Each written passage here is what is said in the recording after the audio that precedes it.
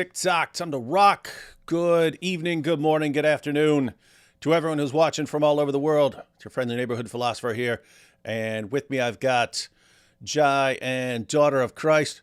For some reason, every time I go live with them, it puts them on mute as soon as I go live. I think I just have to...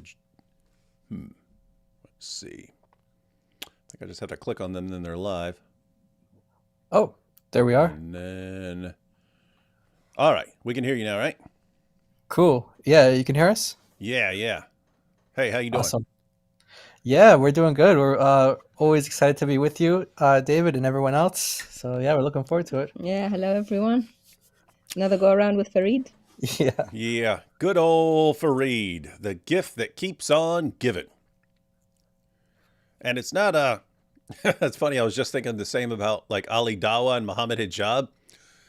Because every time they go live, it's like you can make 10 live streams out of all the stupid stuff they say. But Farid's also like that, but it's totally, I don't know, it's totally different. Like Ali Dawah and Muhammad Hijab are just saying like idiotic stuff because they basically have the mentalities of children. Whereas Farid, he's just trying to defend the Quran and ends up saying a lot of stupid things. And so it's complete. They're different kinds of gold mines, or I guess if one's a gold mine, one's a silver mine. I don't know. But anyway, we got a bunch of guys giving us a steady supply of awesome content. So you guys have been responding to Farid for a while. So what are your overall thoughts on Farid and his you don't need to go into details because we're going to go through his latest video defending the different Qir'at. But what are your guys' overall thoughts on Farid as far as his general responses? Yeah, his general responses. He tries to respond. He tries his best to defend Islam, but he always fails. And like you said, he ends up giving us the opportunity to make a video and showing where his responses fall short, or in some cases where he's actually representing Islam, but it just makes Islam look stupid. So I'm sure we're going to see both of those today with his video. But yeah, Farid, I agree with you. You know, we were just watching a video earlier where apparently it was like SOOOO and Ali Dawah and Muhammad Hijab. They're all together in like this cafe or something. And Muhammad Hijab was saying that Andrew Tate has better qualities of the Jesus of the New Testament.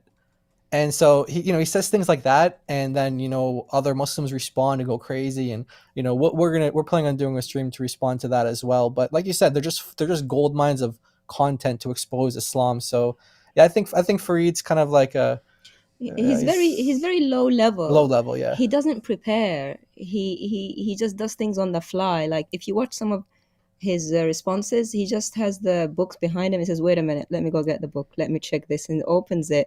And you think, dude, didn't you not think to do this before the stream so you don't look silly? And then he says, oh, you know what, they're right. Yeah, it does say that. Powerful. What do you think? Powerful stuff. I have to say, AP and I have talked about this a little as well. We've had discussions in the past where we're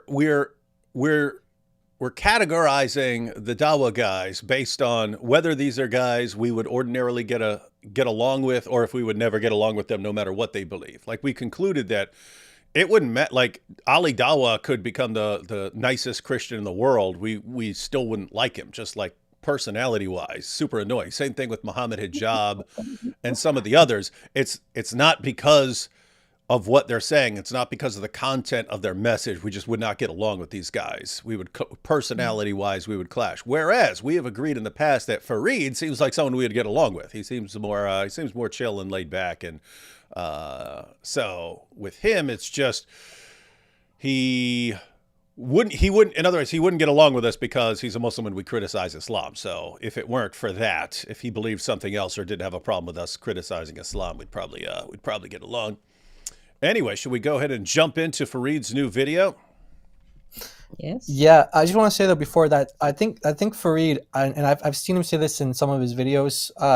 He expresses a lot of arrogance, and he thinks he's like, he thinks he's like this very knowledgeable, like know-it-all. He He's got ain't like the nothing. yeah, he's got like this know-it-all type of personality.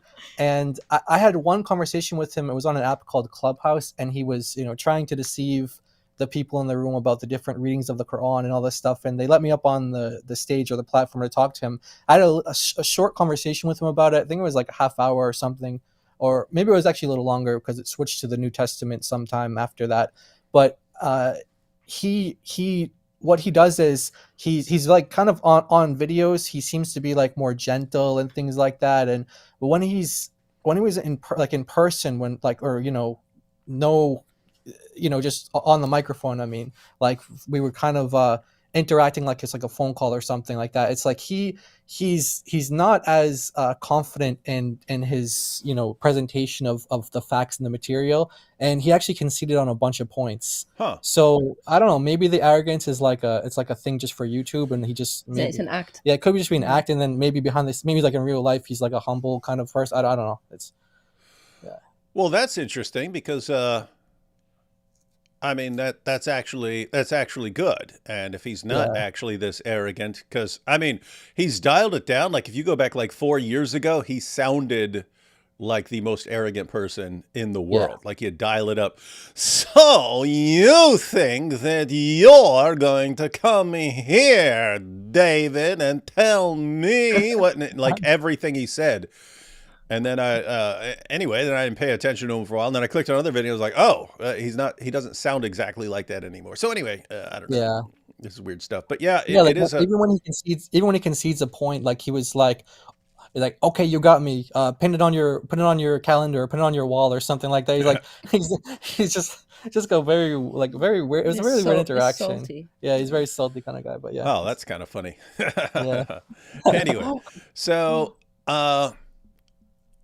I don't know if he's not responding to me here. He's responding to a question from one of his viewers, but it was the question that was raised is like something that I said like 2 days earlier in a live stream. So I don't know if it just came up again for that person, or if that person is watching one of our videos and I asked it. So then he ran to Farid to ask the question. But I had, in a recent live stream, I'd raised the question about the different Qir'at, and I basically said, why don't you just treat them as mistakes?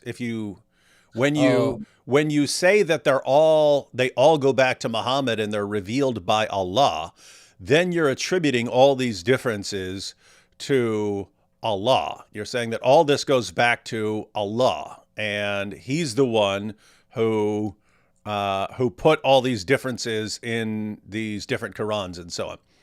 And I said, especially when you end up with contradictions, then you're attributing those contradictions to Allah, and you're saying those are in Allah's eternal Quran somehow. And I said, why don't you just say scribes messed up? Then you're not blaming Allah at all. You're saying human beings screwed up. Why would blaming Allah and saying Allah revealed this contradictory nonsense, why is that a superior idea to you than saying human beings make mistakes when they copy books by hand? Why do you want to have it that way? Why do you want to put the blame on Allah? So anyway, someone, as we'll see at the beginning of this video, someone asked Farid, why don't we just say that the different Qir'at are due to Scribal mistakes and so on? And he gives a response. Just wanted to put one comment up from Black Angel here. How is it, child? Graping when there is parental consent. Famous tweet by Farid when people were calling out Muhammad or others for child marriage and pointing out that little kids are incapable of giving that kind of consent. And then Farid said, how is it grape when there's parental consent? It's like hey, yeah, some 50-year-old dad says, yeah, you can go do this to my little daughter and so on. And it doesn't matter if she has any clue what's going on. It's fine as long as you got parental consent. Wow. Nice stuff. Shout out to who sent these? Shout out to Prono22 for gifting some Roadshow memberships. Actually, we got 2 super chats. Take these real quick, and then we'll jump into the video. Let's see. First live stream I've been able to catch. Love your work. Keep exposing the Dawah lies, brother. I'm wondering if this because we're live earlier for European viewers, as much as I pretend to dislike Europeans. I really love them. Secretly love them. Hyperactive says, David, I really appreciate your guests, but I don't think they like juice that much. Watch their video, Apostate Prophet versus Daniel Hakikachu, at about minute 33. You'll understand. You guys know what that's all about? I don't know, but they have it timestamped. Depends what kind of juice. Yeah. So I think that was. Oh yeah. So that's that. Oh, by the way, that debate with Daniel and AP, I think that was one of the worst debates that Daniel had. AP just completely killed them. Yeah. And I think things dropped off. Things dropped off pretty hard for Daniel over his last several debates. Yeah, so I think during that debate, what we said was that we're not going to defend the Talmudic statements that Daniel was objecting to, or something to that effect. And we agreed that the Talmud says things that go against the word of God. And so maybe that's what they're referring to. I don't know. But I don't know why that would be a problem. That's exactly what I think. Guys, just so everyone knows, I don't believe in the Talmud. I think there's all sorts of very problematic claims in the Talmud. However, I think that you should represent books accurately, and so sources, whatever they may be. And so when you see groups like the Groypers saying that this text says this, and you look at it and all you have to do is read around it and it's not saying that, or sometimes it's saying the opposite, you got to call it. You got to call it out. You got to call out dishonesty wherever you find it, ladies and gentlemen. So guys, at the end of the day, the Talmud could say everyone should be an axe murderer. That would not mean that we are fine with it. But if someone says the Talmud says everyone should be an axe murderer, then no, it doesn't. No, it doesn't. So depending on context, sometimes you might want to respond to stuff. Basically, if you're responding to people who are trying to use something that they're making up or twisting to stir up violence against Jews or something like that, that's a good time to respond to things. But guys, at the end of the day, we don't believe it, so we have no. It's not like criticizing it. You're breaking us up or something like that. No, our feelings are all hurt. Yeah, so Daniel would he'd take quotations from the Old Testament and he'd mix it with the Talmud. So I was saying we're just going to be responding to the biblical part. We're not here to defend the Talmud. And we don't dislike the Jews. That's not true. We love Jews. We love everyone. We want them all to be saved. In fact, we have a video on the channel where I debated a panel of I think it was 4 or 5 Orthodox Jews, and you can watch for yourself to see, does this guy hate the Jews or does he actually believe that they're lost and he wants them to come to the truth? And you can come to your own conclusions. It's compare it to someone who like you said, David, there's people who use certain information to try to attack the Jews or make them look whatever type of Actually, it's kind of funny because we were just talking about this. I think it was Nick Fuentes and Candace Owens. They recently had this big beef because apparently Candace has been she kind of she took away he's like, oh, she stole my talking points and didn't deal me in or something like that. And so there's this beef between the what do you call them, neo-Nazis or whatever like that. She's getting she's stealing his followers or something. So you can compare someone like Candace Owens or Nick Fuentes, how they talk about the Jews, and then watch that video where I had the discussion with the Jews, and you'll see a world of difference there. And that's it's actually pretty funny watching that, because the Groypers are a group of white nationalists, right? They want a white Christian nation, and then so these are people who I mean, they would obviously be thinking of Candace as a useful idiot. Here's a useful Yeah, idiot who can help us against Jews. Ultimately, they would think she is not welcome in their country. That like she cannot be in the same country with them, and yet they all they're all willing to buddy it up for if it helps exactly. them. If it helps them against Jews. Nice stuff. Nice stuff. Hey, could you do a video reaction of a video called "Scariest Hell Testimony Ever"?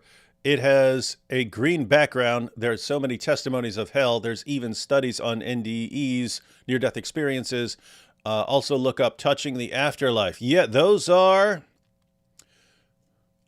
I screenshotted that so I can get that exact video. But yeah, that is one category of near-death experiences. So lots of people have near-death experiences.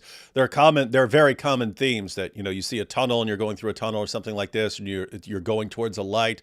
Also seeing your entire life sort of recapped before your eyes, your life flashing before your eyes and so on, like your entire history. Some people say that they can actually zero in, like you're seeing it all, but you can like zero in on certain moments and so on. So anyway, there are common themes, but one of them is actually people who go to a scarier place. And I actually know someone who had one of those. He was Really? yeah. He said it wasn't, he said it wasn't a feeling that I was burning. It was darkness, and that it was so crowded. He said it was Wow. just so packed in and so on. But I mean, one also common theme of near-death experiences is lots of time they have a really, really significant impact on people when they come out of them. Yeah. Mm. Yeah, I think I don't know if it was Craig Keener or and I think his volume on miracles. I think he documents some, but Gary Habermas definitely does. And yeah, the stories that they tell are like amazing. Like sometimes they're like in the operating room, and then they can tell you like, this isn't like a hell experience, but just like a near death experience. They can tell you like exactly what was going on in like the reception or something like that. Like they can recall Mm, events like perfectly, and they bring them back to life, and they like tell the exact story, or in some cases I think he documented like there was like a tennis ball on the roof of the hospital or something yeah. like that, and they were able to see that, and it just something that you just can't deny it. It's like the information that they come back with. Yeah, that's also a subset of near-death experiences. They call them veridical. It's one where the person comes out of it and knows something that person Yeah, could not have possibly known, just based on like the ones, especially the ones where the person's is brain dead and yeah, ears are closed and so on, and then somehow the person is aware of everything. Anyway, yeah, lots of interesting stuff going on there as far as especially because people think, oh, I have dreams and I kind of invent this world. So why couldn't that be happening? Well, a couple of things. One, some people, their brains are completely shut down and they're still having experiences. But also when you wake up from a dream, you think of the dream as like less real. It's like you wake up to the real world and you're like, oh, that was less real. People have the opposite effect. I mean, it's the opposite effect with a near-death experience. They describe it as like hyper reality.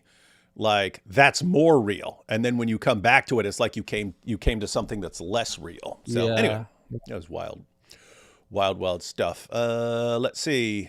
Thoughts on Andrew Wilson making an argument that Muhammad damaged Aisha since 9-year-olds have a 2-inch canal, and Muhammad would either have to have a 1.8-inch noodle. Yeah, I didn't see what Andrew Wilson said, and I'm not sure about the measurements biologically, so I wouldn't know how to comment at this point without Oh, doing. yeah, he had a debate with Muslim Lantern, and I hadn't heard of this guy. I was just under the impression that this is just like I thought like it was like a Christian guy who's going into debate, and when I tuned into it, and it was like, okay, that's not what I was expecting at all. And the one question he kept asking was about, yeah, basically about Muhammad, and like if he, you know uh, yeah, it was a really weird discussion. But I'm glad that afterwards they did a debate between Muscle Lantern and Jay Dyer, and that was much better. That's what was confusing me, because I saw somewhere that Muslim Lantern was debating Andrew Wilson, and then we went live, and people were saying, hey, Jay Dyer's debating Muslim Lantern. I was going, no, I think that's Andrew Wilson. So I was correcting people, but apparently it was just separate debates. Yeah, it was a separate debate. Yeah. And it is hilarious how so many debates now are coming down to sex with children now. These Dawah guys. Hey, Dawah guys, keep it up, man. You're doing great work, turning your entire religion to one massive defense of sex with little kids. And last one here, I think it's that you compare it to the Quran and make both teach the same evil. You can say the Talmud just like the Bible, New Testament not perfect, but not to put all on the same level as the Quran. Not sure. So it sounds like you were saying that the Quran is just like the Talmud is just like the Qir'at. Well, I mean, in the sense that we don't believe that. I don't remember saying that. Um, But yeah, I mean, I don't. I mean, maybe we said like the Quran takes things from the Talmud. Maybe in some cases, like which it like does. you know, like killing one of the innocents, like killing the whole world, that kind of thing. Maybe that's. Or, I don't know exactly. I have to see the exact video, but I don't remember saying that. But yeah, just. Yeah, and again, Mumu Joe, at the end of the day, I wouldn't care if someone criticized the Talmud or said that the Talmud is filled with false things. It is, and interestingly, an Orthodox Jew would acknowledge that there are false things in the Talmud, because sometimes you have completely contradictory positions in there. So, yeah, not terribly interesting to me if Christians don't believe in the Talmud. I don't know any Christian who believes in the Talmud. So, Yeah. yeah. What I believe about the Talmud is that it is a record. It's a record of rabbis discussing interpretations on passages and how they need to be understood as time goes on and so on, and so it's true in the sense that it's a true record of these discussions and so on. But yeah, so yeah, I don't know what to do here. I think we can also use the Talmud for a number of things. Like you might hear an objection to say like, oh, this Christian belief is like some pagan, crazy, Greek idea. And then like, actually, no, you can find, the same thing in the Talmud. So it's actually a Jewish idea. And so you can use it to show actually, like if you think like, I don't know, like there's a teaching of like a righteous dying for the unrighteous, for example. Like that's a Jewish teaching. A lot of people think, oh no, that someone dying for someone else's sins, or their sins be taking, making atonement for other people, that's like this pagan practice. But no, that's a Jewish practice. It's in the Talmud, and it teaches that the death of the righteous does make atonement. So I mean, it depends on the discussion, but we do reference the Talmud for a whole bunch of different things, but I just don't remember saying like they both teach the same evil. Maybe I could think of a context where that would be like, maybe justified in like denying Jesus, maybe, but I just don't remember saying it. Yeah. Yeah. And I mean, no, I mean, there's also some messed up things. It's that my other problem. So one is when people just completely misrepresent it. And so what you'll have there is sometimes you'll say, Rabbi so-and-so said this. And then Rabbi so-and-so responded to him and said, you're wrong. It should be like this. Right. And the groups like the Groypers and so on will take what Rabbi so-and-so said and say, see, this is what Jews believe. And they'll make it this blanket statement when your average Jews never even heard that before. They've never heard that. They've never read it. They've never heard it. So one, you're applying it to all Jews when they aren't familiar with it. And two, you ignore that there's the opposite teaching from some other rabbi.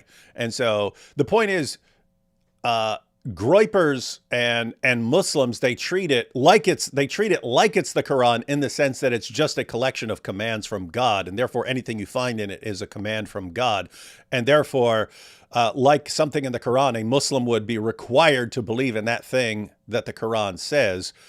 Therefore, a Jew would be required to believe in everything in the Talmud. You can't believe in everything in the Talmud because, again, you've got debates among rabbis, and they're saying the opposite thing sometimes.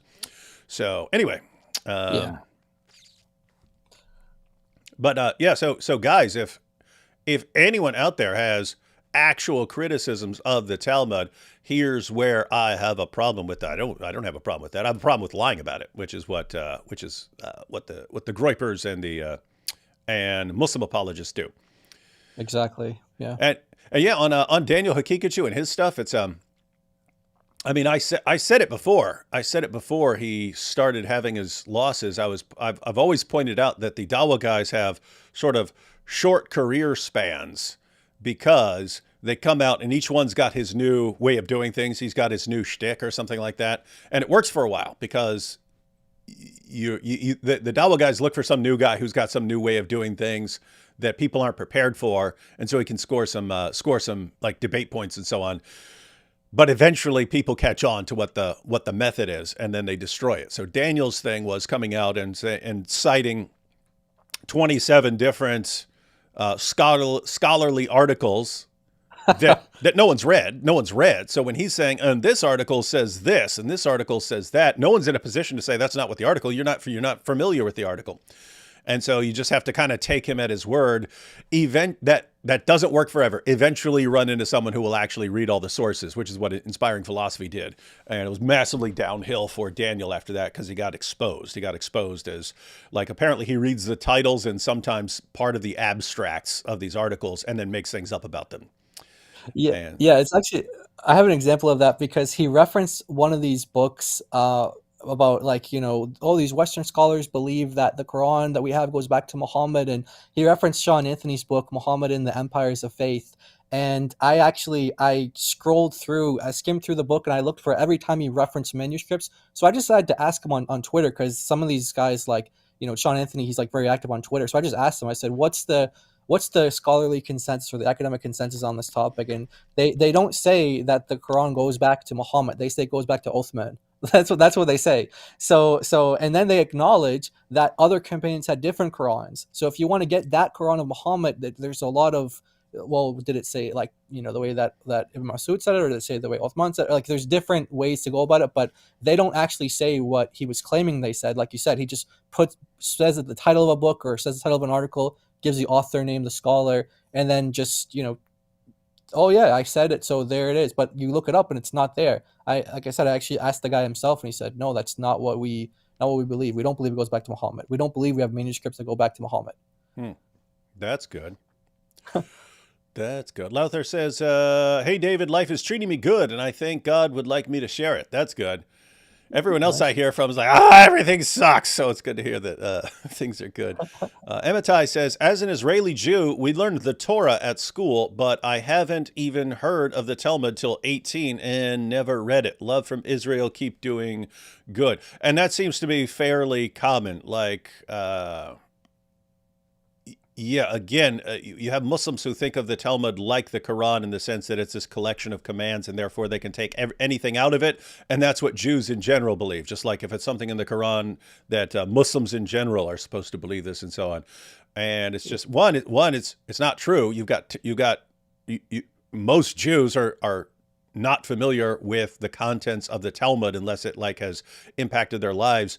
But even among Jews who are very familiar with the Talmud, they would not interpret it the way like the Groypers and the Muslims are saying they would interpret it, as this collection of commands that are binding on everyone. Yeah.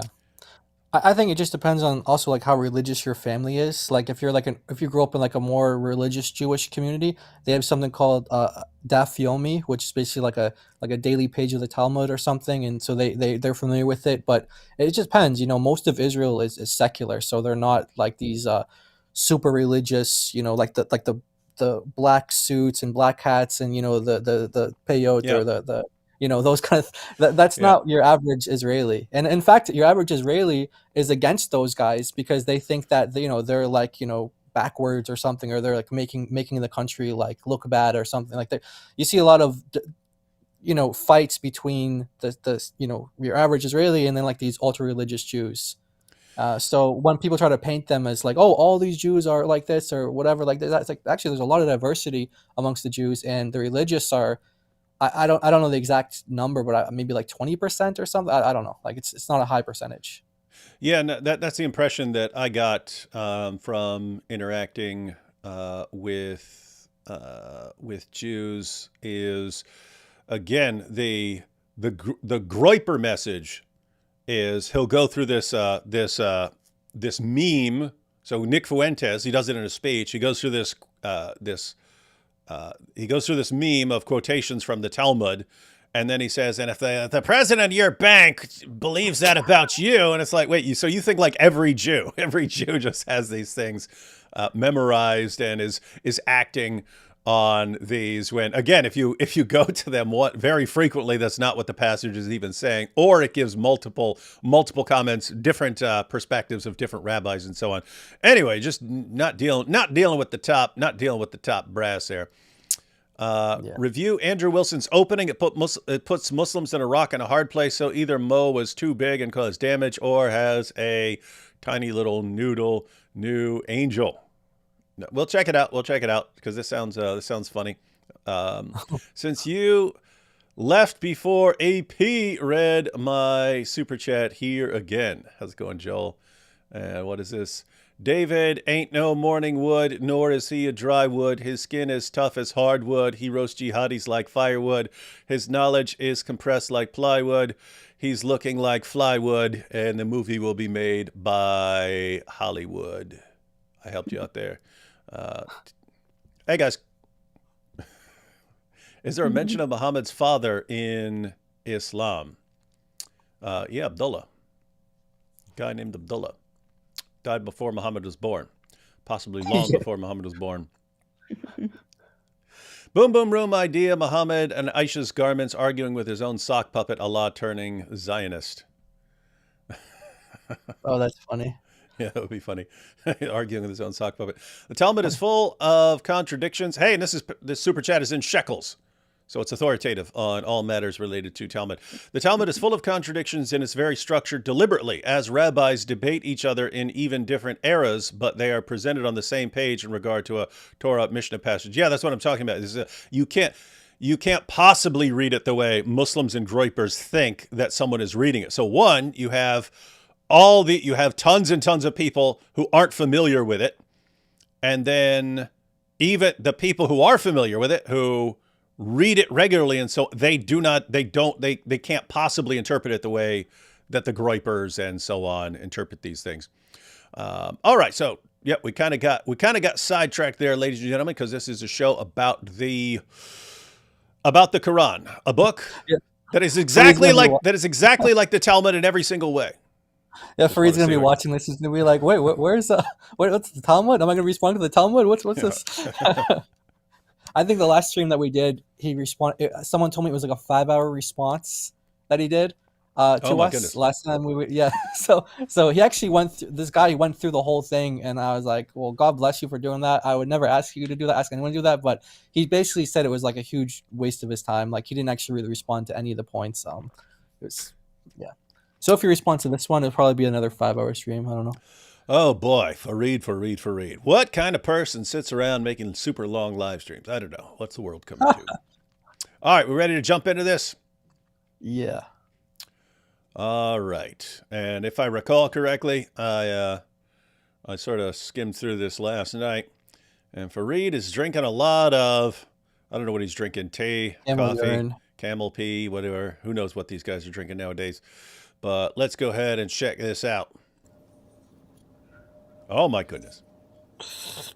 Ahmed E. Muhammad says, why do we not critically think that Qir'at are just mistakes? Allah. Folks. Ahmed. Everyone get that? Yeah, I always forget. There's something called the curse of knowledge, Jai and DOC, and that's where if you're familiar with the topic, you keep talking about it, and other people might not understand what you're talking about. Oh yeah. So we like at this point we're talking about Qir'at and so on, and let's try as much as we can to keep in mind that there are people this might be new for. In other words, they might not have seen previous live streams, but give them the quick rundown of what the different Qir'at are. So the normal lying narrative of Muslims has always been the Quran has been preserved letter for letter, word for word, syllable for syllable, vowel sound by vowel sound. But the actual truth is the Quran is in different versions. They are Arabic versions, different ones. They're called Qir'at. Qira'at is the plural of Qira'a, which means reading. So there are different readings of the Quran. Now, Muslims used to lie about them saying, oh, they're accents or they're just different ways of saying the same word. It's not true. They are different words, different sentences, different meanings, contradictory meanings, and even different rulings to do with practice, Muslim practice. Like legal practice. So here, Farid is faced with someone who asked the same question that you asked, David. You started something, saying, could it be that they're mistakes? Yes. So everyone, you can go to different parts of the world, and if you were to listen to them reciting their Qurans in certain parts of the world, you would hear differences. And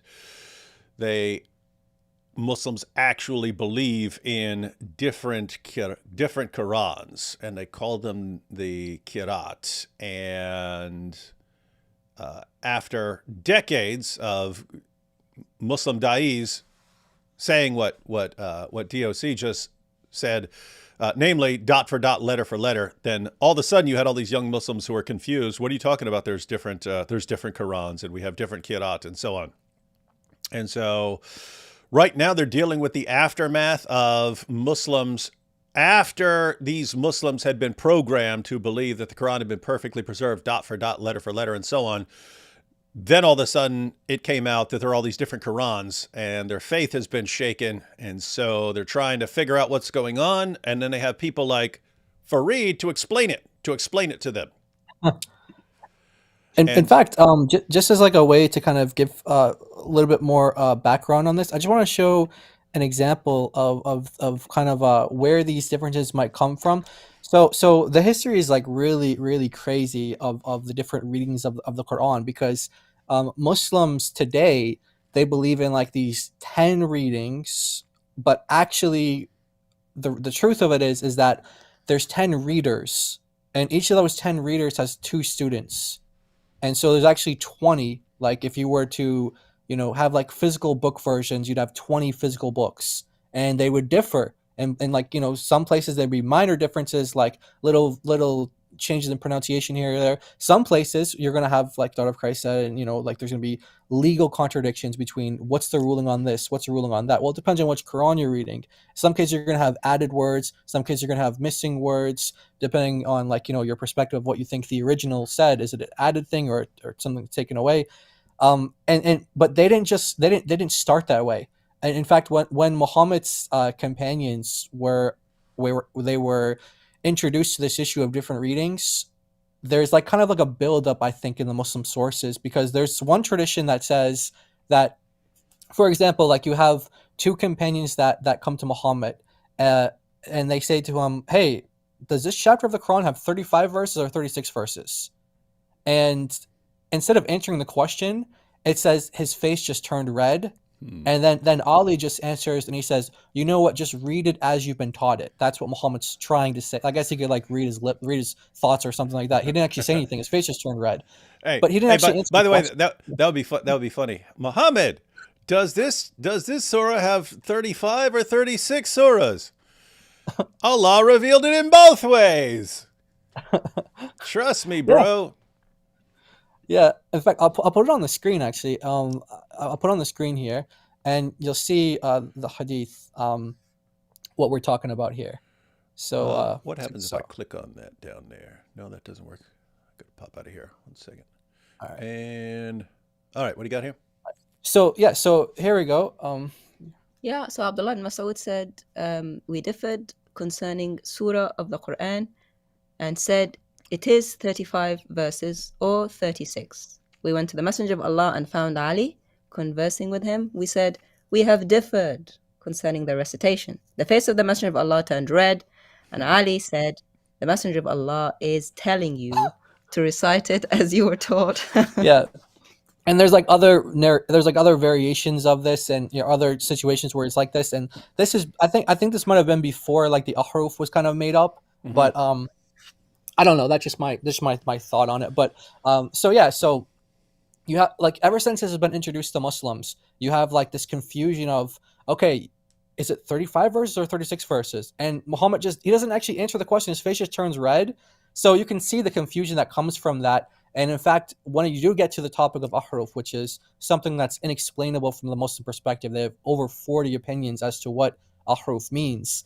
It literally means like letters in Arabic. That's what it literally translates to. But what does it actually mean? The Quran was revealed in 7 letters. We know it doesn't actually mean letters there. So what does it mean? Well, Muslims have come up with over 40 interpretations. So whether this is to do with ahruf or not, this is just adding to that whole kind of story of like, what did the early Muslims do when they found differences in their Qurans? Like, Muhammad taught to me like this. Oh, well, he taught to me like this. Well, mine has 35 verses. No, mine has 36. So let's go to him. Let's try to settle it. And they go to him, and his face just turns red. Hey, why's your face looking like a tomato, Muhammad? Yeah, what's going on? And then Ali comes in to save the day, and he's like, oh, just recite it the way you were taught. So that didn't actually answer the question. The question was, is it 35 verses or 36 verses? And then Ali's like, well, just read it how you've been taught. But that's not answering their question. They want to know, what does the chapter consist of? Does it consist of 35 or 36? And so, you can see how, they thought that one of them was making a mistake. So the natural kind of the assumption is that, when you see these differences, you think that, there's a mistake. And, I think there's an explanation for that. Not an accent. Yeah, not an accent. It's a number issue, Yeah. And this is again, this information had been kept from Muslims for a long time. In Dawah, people have been pointing out. By the way, be a fun little video titled "Everything That Ever Turned Muhammad's Face Red," and they go through all the hadiths where Muhammad's face turns red over something. But anyway, so the passages like that are things where your average Muslim had been taught, Muhammad received these things, they put it all in a book, the Muslim community memorized the Quran, then they put it into a book, and that book has been perfectly preserved for 14 centuries, and every time a scribe has ever sat down to write a copy of the Quran, Allah has miraculously preserved that scribe's hand so that he writes out everything completely perfectly, and there hasn't been one letter. I have Muslim apologetics books saying that there has not been one letter's difference between any two Qurans in its entire history, and so on. And so on. So anyway, it was all complete nonsense, and now Muslims are worried about it. And now that Muslims, so this is a short version, ladies and gentlemen. Now that Muslims have found out that there are all these differences in the Quran, they're asking their da'is, the same guys who lied to them and told them perfect preservation right down to the letter for all these years. They're going to those da'is saying, what are all these differences? And you have some different approaches. As far as explaining differences in different Qurans and so on. And one of the issues that they have to deal with is, again, they use different Qurans in different parts of the world. And what do you do with those? So what you have is, right now you have different Qurans in different parts of the world. And then in early Islam, when it was brought up to Muhammad, hey, Muhammad, people are reciting the Quran differently, then he said, oh yeah, that's because it was revealed in multiple different ways. And so the question is, what's the relationship between different Qurans that we have today and these different ways that the Quran is supposedly revealed during the time of Muhammad? What's the connection between the two? And it sounds like Farid's perspective is that you have the different Qir'at now because of the different ahruf, and that's what caused the big war with Sheikh Yasser Qadi, because Sheikh Yasser Qadi doesn't think that works, and so that makes him the enemy of the Ummah. Yeah. All right, so wanted everyone to have that little bit of background. That's what Farid is talking about. It gets brought up to Farid, why don't we just say that we have different Qurans because scribes messed up at some point, right? That's how you would normally explain textual variants, but let's see what he says. Ahmed E. Muhammad says, why do we not critically think that qira'at are just mistakes? Allah. Yeah, Farid doesn't like that idea. Folks. Ahmed E. Muhammad says, why do we not critically Ahmed E. Muhammad sounds like, I don't know why. It sounds like Wile E. Coyote to me or something. think that qira'at are just mistakes? I really like this question. Me too. And this question is what opponents of Islam need to think about. They don't put themselves in our shoes. Yeah, they don't put themselves in our shoes. They're looking at these as attacks against the deen. Ahmed Muhammad asked this very good question. Uh-huh. And I want to see what you guys have to say. Like, why don't we just consider these things mistakes? I feel like I have to drink every time he takes a sip. What's that? The audience is he's having the audience answer it. What's the answer though? What's the answer, Farid? Just give us the answer, Farid. I think he's having his audience answer the question. That's Because what he's he doesn't doing. know? No, I think he just wants to see like what their level of knowledge. So he's got one person in his chat saying, why don't we just consider these mistakes? And you know, by his name, sounds like a Muslim to me. So he's got Muslims asking him this, and then Farid's responding by saying, well, this is what the enemies of Islam, or like, you know, the infidel, this is what they think. Well, no, this guy's a Muslim and he's asking this question. Maybe they're like, okay, guys, put your heads together. What's the answer? Let's come up with something. I think he's curious to see like his audience's kind of like level of understanding on the topic before he gives his take. Yeah. Yeah, seems like he's giving a little pop quiz to his audience here, but it's an issue I would have to disagree on. Like, if I became a Muslim tomorrow, God forbid, if somehow I saw, you know what they do, they have all these scientific miracles, and contrary to what Ali Dawah says, these have not been debunked, and it's actually obviously the true inspired word of Allah, and I now convert to Islam, I would still view the Qir'at as the result of textual errors by reciters and by copiers of the Quran. So, but anyway, he's got a different perspective. By the way, you wouldn't be out of line with what the early Muslims believed in, and I have multiple sources that say that. You have like the guy who compiled, you know, so how it started was like you had 7 readings compiled at first, like the 7 readers. And then that was in the 10th century, Ibn Mujahid. And then Ibn al-Jazari came around the 15th century, and he added 3 more readings. So that's when you get the 10.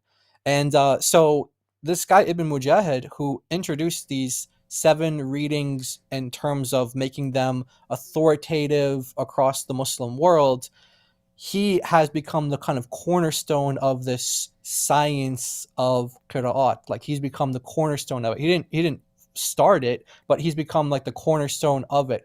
And so this guy, in his book on the 7 readings, this is like his, you know, foundational, like the fundamental work on the, you know, establishing them. He says that over and over, oh, this person made a mistake, this one made a mistake, this one made a mistake, and it's all over the place. Like I think Shadi Nasser, in his book, he notes like 66 times. And I don't know if that's exhaustive or it's just an example, like of 66 examples, but at least 66 times where he's just saying, yeah, this reader was wrong, this reader is wrong. And then you start reading like Tabari, who's also a 10th century Muslim, and you start seeing, well, he said this one was wrong, this one's mistaken. And it's like, well, wait a minute. They had completely different views on the different readings of the Quran, because today, someone like Farid would say, these are all divinely inspired. They all come, Muhammad said it like this, and he said it like that. You know, he said like both ways, all the ways. He said all these ways, and they're all inspired, they're all divine. But the early Muslims, all the time, they were just saying things like, this one's a mistake, this one's wrong, and this one's... It's like, what? Where'd you guys... You know, and then there's like a shift that seemed to have happened. I don't know exactly when it is, maybe like 13th century or something, when all of a sudden you have some Muslim scholars starting to say, hey, you guys know when Ibn Mujahid said that there are mistakes in the readings, and Ibn al-Tabari said that, and like, you know, their students, yeah, they were actually wrong, and here's why they were wrong. And so it's like, it's like, you know, the later Muslims are going back and trying to correct history and say, yeah, these guys were wrong for this reason. So yeah, you'd be in line, God forbid, with the early Muslims if you believe that as a Muslim. And this Muslim who's asking the question, if he actually does believe that there are mistakes, that's a position that the early Muslims held to. In fact, Yasser Qadi, Farid knows better than anyone because he's the one who leaked the emails. That's his position. Good job, Farid. His position is, yeah. Yeah, and so the impression that people are going to get from Farid in his videos on this is this has been like a settled deal, and people have always understood this. And yeah, when you actually look at it, even the surface level, this has been a problem in Islam, trying to figure this out. And the people who made the decisions along the way, these are people who Muslims aren't going to want to call them prophets. So how do you think these guys are infallible making these decisions about what is and is not the Quran and so on? So anyway, let's see what Farid's got for us here. I feel like every time he takes a sip, I have to take a sip. I don't know. Is it weird? It's the curse.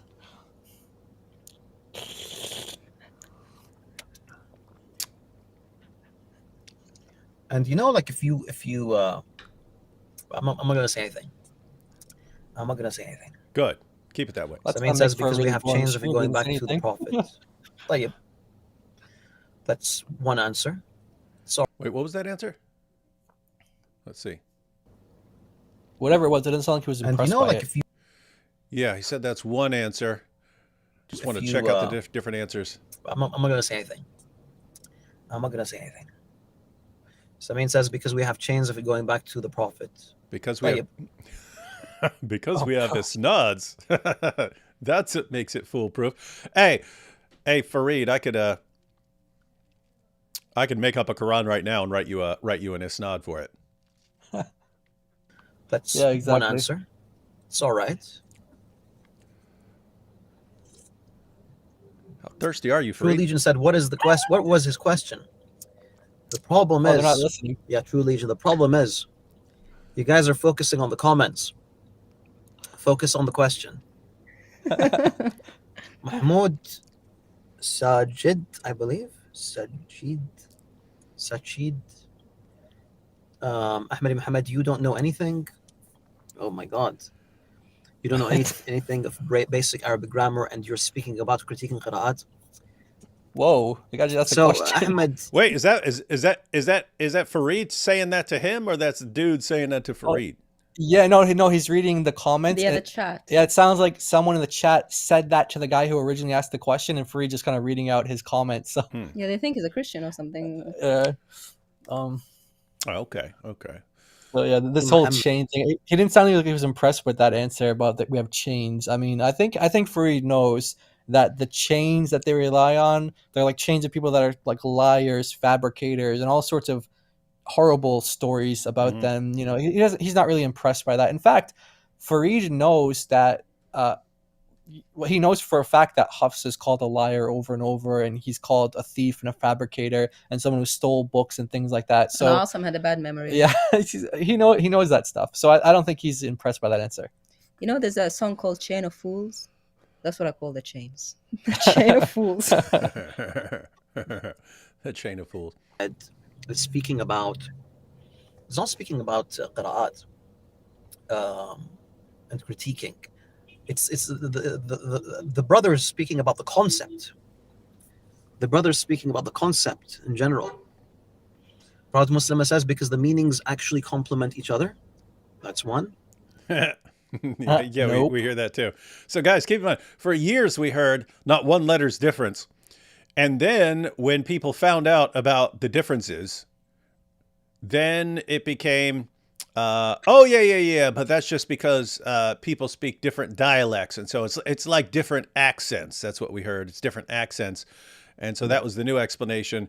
And then it came out that no, these things are not different dialects. They have different meanings. And then it was, but the meanings complement each other. The meanings complement each other. And so basically every new thing that people find out about the Quran, these guys have to come up with a new story and a new explanation. Yeah. Not surprising though, since that's what their prophet had to do. Yeah. That's another reason. Yeah, I mean, So, Okay. you could say that for some of the readings, like you could say like, oh yeah, this adds a complementary kind of detail or something, but you can't say that for all of the readings, right? Mhm. There are some readings that are clearly contradictory to the point where some Muslim scholars, we have a quote from Ashankhiti, for example, where he literally says that in chapter 11, verse 81, the story of, Lot's wife, he literally says that there's a contradiction. And, we've done a stream with you where we went over like a whole bunch of contradictions. So yeah, it doesn't work. That explanation doesn't work for all of the differences. It works for some of them, but you also have contradictions, irreconcilable things that you just can't say, oh, these just complementing meanings. Like, for example, you have different legal rulings, right, that are given as well. You can't say like, oh, they're just complementing each other. No, because one school of Islamic law is basing a law, how to practice Islam based on this reading. And then you have another school basing it on the other reading. And it's like, they're not complementing each other. One of them saying this is the correct one, and the other one saying this is the correct one. Yeah, and I guess the overarching theme that you find in Muslim Dawah with regards to the Quran is they give some they find out what the other person knows, and then they give some overly simplistic explanation for what that person has found out. So if the person doesn't know anything, they say perfect preservation right down to the letter. Very simple simple idea. Every Quran in the world completely matches up every other Quran. It's false, but it's simple. Or if you find out that there are these differences, then, it's just different accents. Like you've solved the problem. It's just like different accents. You've solved the problem, but simple to understand. We understand what it's like to have different accents. And then people find out more about the Quran and then, but it's complementary. And so, okay, so yeah, it was revealed in these different ways because they had complementary meanings and so on. It's still a little confused, like why would Allah reveal it with these in these different ways to give these complementary meanings and so on? And then you find out, no, they actually can have different rulings on issues and even contradictory meanings. And so then I don't know what Farid's going to say about those because I haven't seen his response to that. But he's still in line with Dawah in the sense that he's making it sound like this is kind of a simple issue, when the real takeaway from the Yasser Qadi interview was these guys have no clue what's going on, and it's one massive mound of confusion. Yep. All right, back to our buddy here. Scullinator says, what's the question? Scullinator. I was writing a question. All you punks. There's like 100 people. There's 103 people here and like 2 people heard the question. I'm so disappointed in you guys. Farid calls 101 people punks.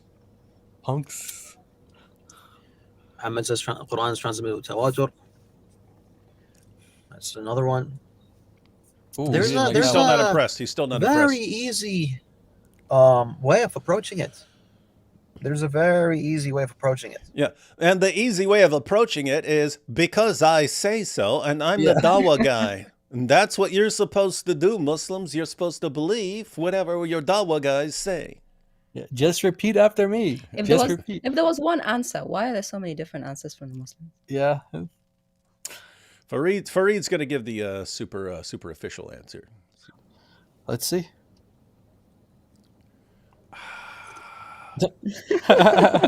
Yusuf Zahran says, all Qira'at, 10, we have confirmed today, is actually all mutawatir to the Prophet Muhammad, and they are not contradictory, they are compatible. Assassin says, they just said they're not contradictory, they're compatible. That's interesting. We'll see. Okay. Yeah, that's not true. We already addressed that. We brought up 1181, for example. That literally is a contradiction. Are they all mutawatir?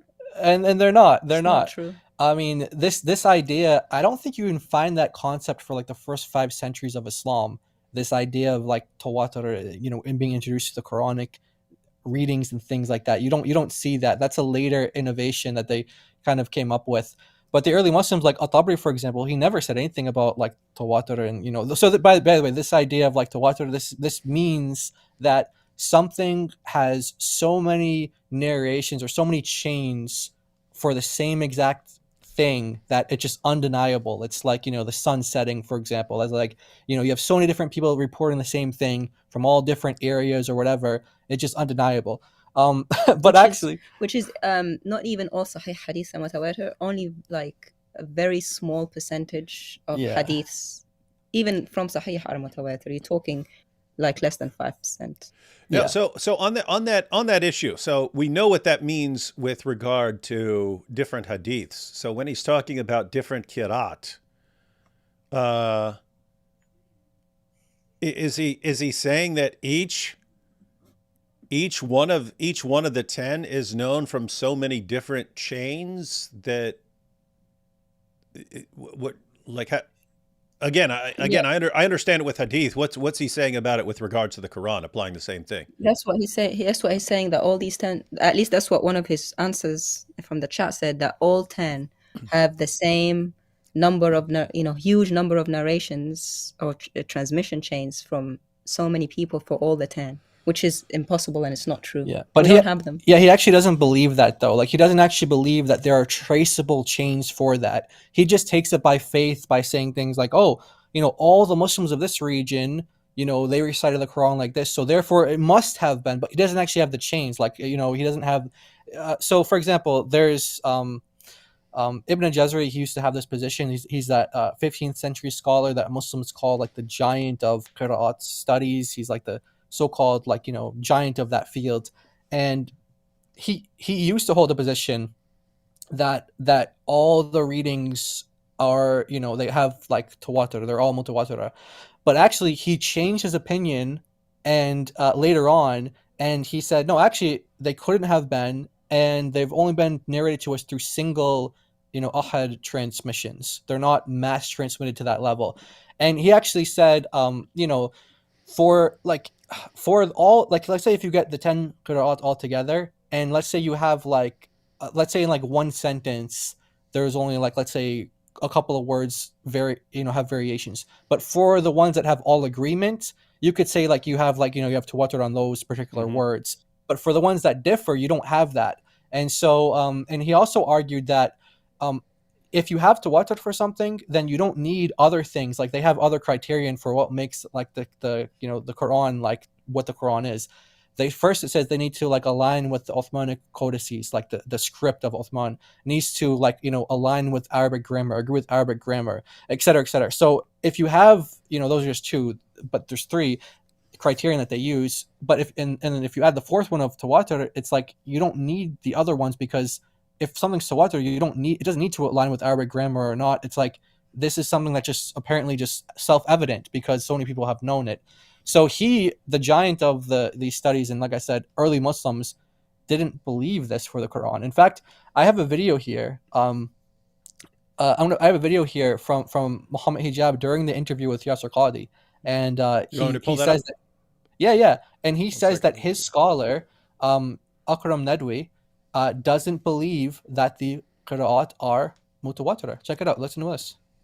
Uncomfortable, but it's just to make things uncomfortable. As you know, I spend a lot of time with Sheikh Akram, yeah, and we had these conversations about the Qira'at. His view is that okay, the Qira'at are not mutawatir. They're not. He made that public. It's not something which is on his YouTube page.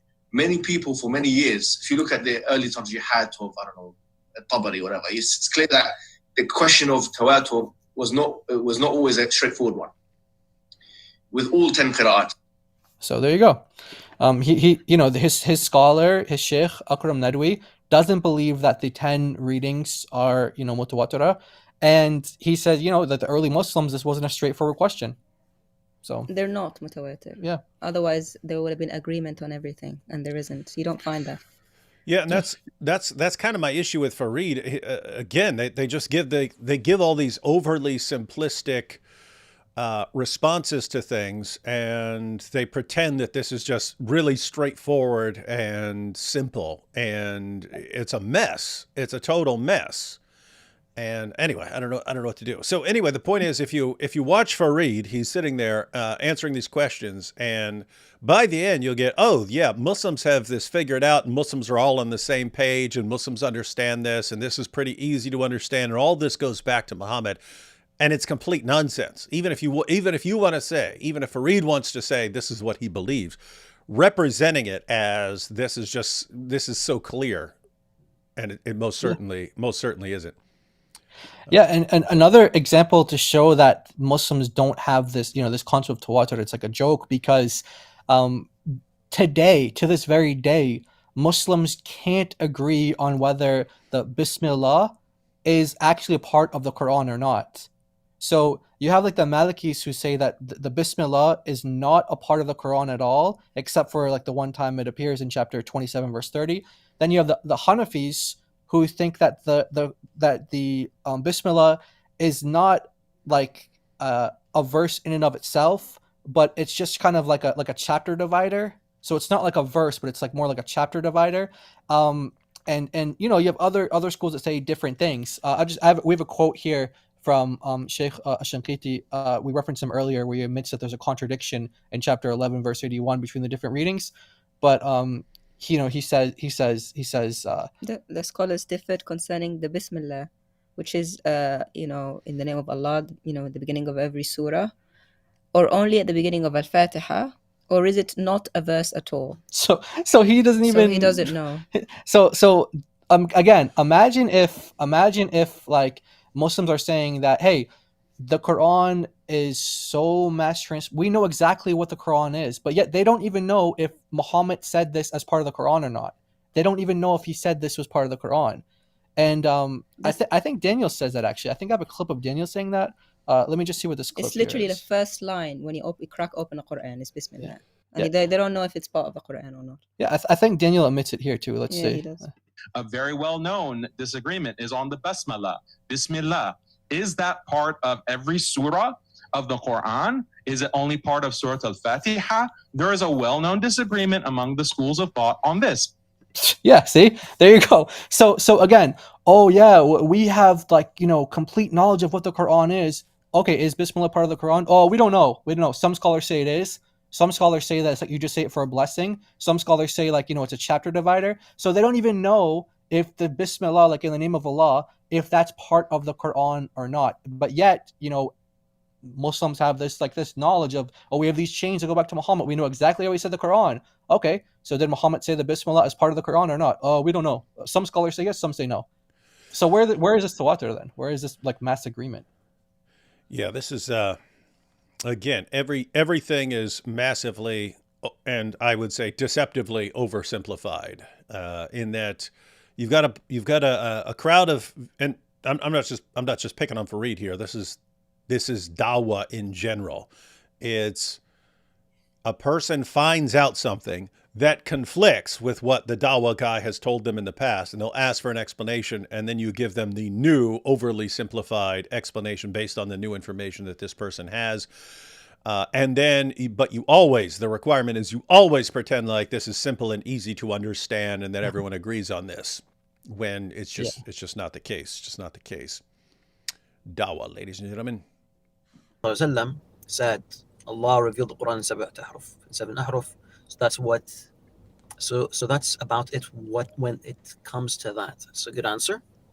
That's actually one of the better answers. It's a better answer according to you. It's a stupid answer for anyone else, Farid. Yeah, because no one knows what the Aruf are. It's like, yeah, that's a great answer. Okay, so Farid, what are the Aruf? Oh, I don't know. So how do they account for all the differences that you have in the Quran today? Oh, I don't know. Mm-hmm. I don't know. It's like, you go to the Muslim scholarship on what the ahruf are. You're gonna be all over the place. You get into the scholarship of, do the ahruf even exist today or not? Some say, oh yeah, one of them exists. Some say all of them exist, and some say, oh, there's an undocumented number of them that exist that's compatible with the Uthmanic versions of the Quran. And so it's not a good answer at all. Yeah, that's terrible, guys. That's terrible. Everyone who's watching. So just to recap once again, this was supposedly, if you trust the Hadiths on this issue, then this was supposedly brought up during Muhammad's time. Hey, why are we reciting the Quran differently? There is a perfectly simple, easy to understand explanation. Namely, Muhammad's memory was not perfect, and so he made mistakes over time. Muslims don't want to say that. And Muhammad didn't want to admit that. And so Muhammad, according to these Hadiths, said, Allah revealed it in these different ways, these different ahruf. He revealed it in these different ways. And so you have at least the concept that early on in Islam there were differences in the way people were reciting the Quran, and that Muhammad said it was revealed in these ways. Fast forward to today, and you've got different Qurans in different parts of the world, and the hill that Farid wants to stand on is saying that these different Qir'at go back to the different Aruf. They're like mixtures of the different Aruf, which then you have to explain how these differences made it through Uthman burning all these Qurans and issuing a standardized version. And so they have to come up with an interpretation of how the Ahruf, these differences in the Ahruf somehow made it through there and got down to the present time, and how they account for the Qir'at. And spoiler alert, there's no good explanation. But you can just say you believe it, which is, I mean, I think that's Farid's response, but Yeah. So.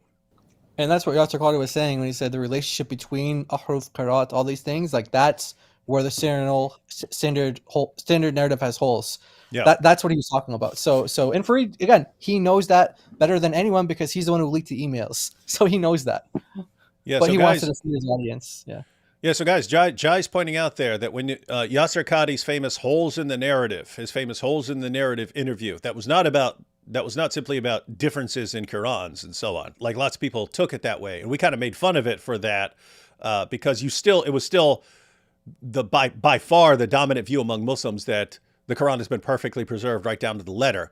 And so he's saying the standard narrative has holes in it. We used it quite a bit for that, saying, ha ha ha, he admits that the standard narrative you guys believe in is wrong. When what he's actually talking about, of course there are all these differences and so on. He's talking about whether Muslims can actually explain these differences in terms of Ahruf and the Uthmanic recension and the Qir'at today, whether they actually have an explanation for how all of this makes sense.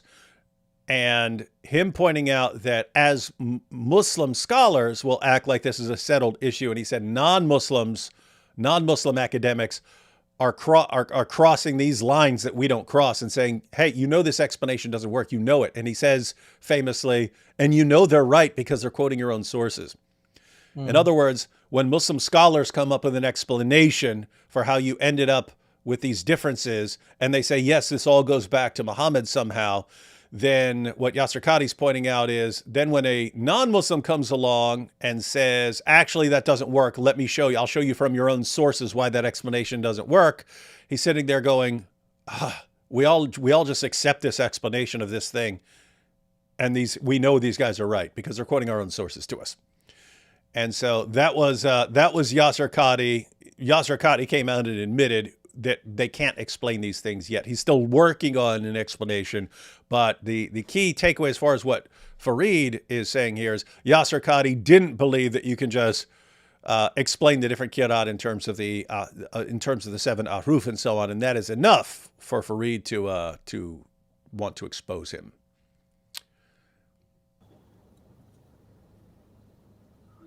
This is interesting. Check out what Adam says.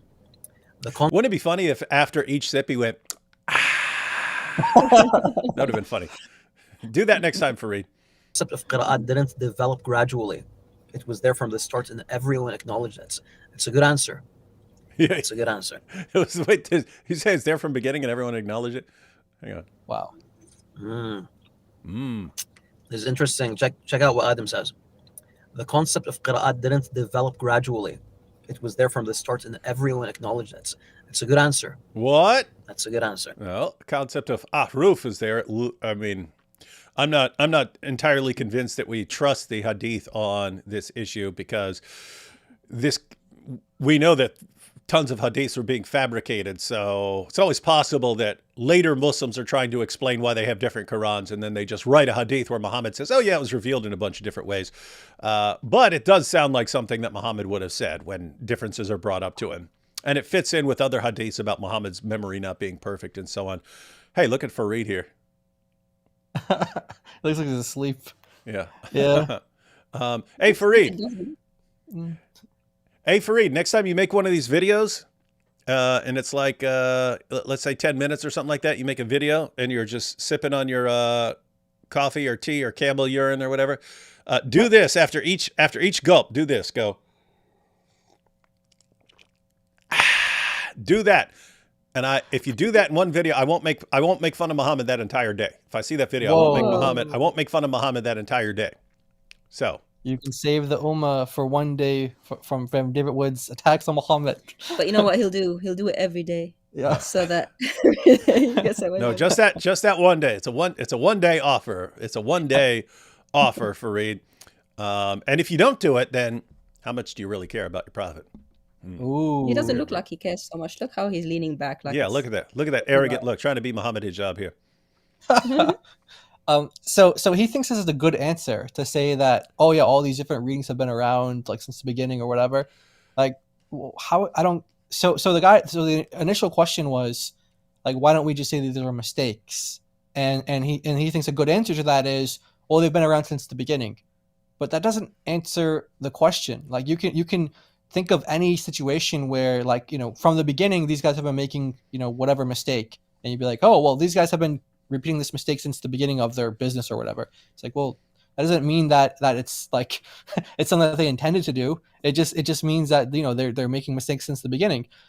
So the companions, even Muhammad's own child bride, Aisha, had no problems saying that there were mistakes in the Quran. In fact, we have an example where she says that there's 3 examples. Is it 3 or 4? There's 3 examples. Let me see. 1, 2, 3. Yeah, in this particular one. In this narration. In this particular narration. Okay, then this is authentic. Okay, this is Sahih, according to both Muslim and Bukhari's criterion. So why don't you we'll just read that. So it was narrated that he said, I asked Aisha about the grammatical error in the Quran, about Surah 20 verse 63, and Surah 4 verse 162, and Surah 5 verse 69. And she said, "Oh, son of my sister, this is the work of the scribes. They made mistakes in the book." And the same narration you find also in Tabari's tafsir of Surah 4 verse 162. So As-Suyuti here, Jalaluddin As-Suyuti is saying that this is an authentic, sahih chain according to the criterion of Muslim and Al-Bukhari. Okay, so this hadith he's saying is authentic. So you have here Aisha saying that there are scribal mistakes in the book, and that's not it. There's also another one from Ibn Abbas as well.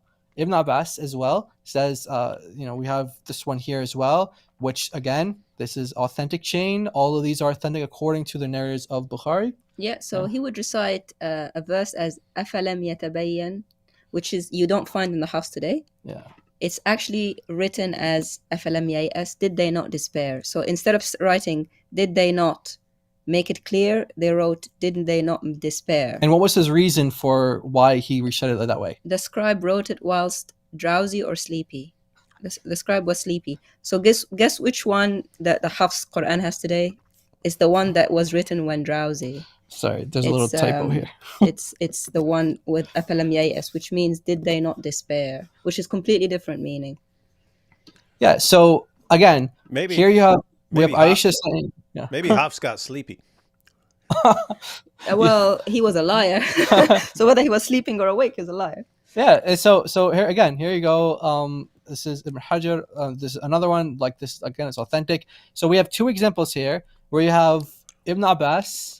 Okay, the guy who Muhammad said like this is the basically like the doctor of the like he knows the Quran. This is the guy to go to for the interpretation of the Quran.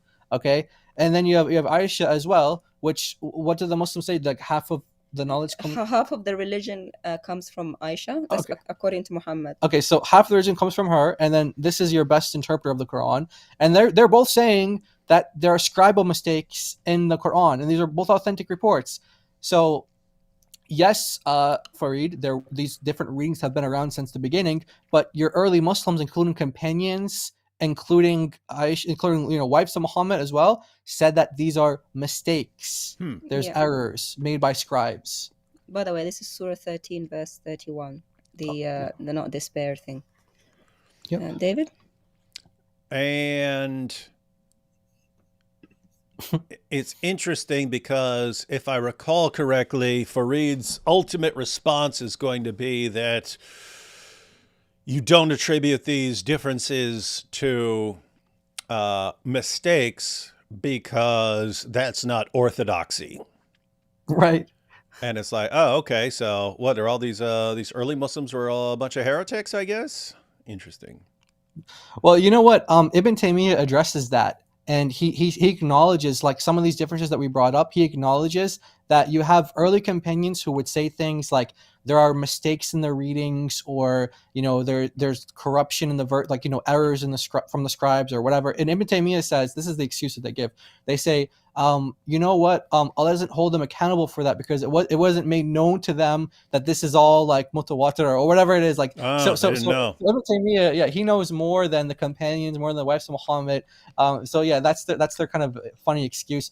And in fact, when I had the discussion that I referenced with Farid, the same thing that he said about At-Tabari, he was like, well, At-Tabari, maybe he just didn't have access to know that had a chain back to Muhammad.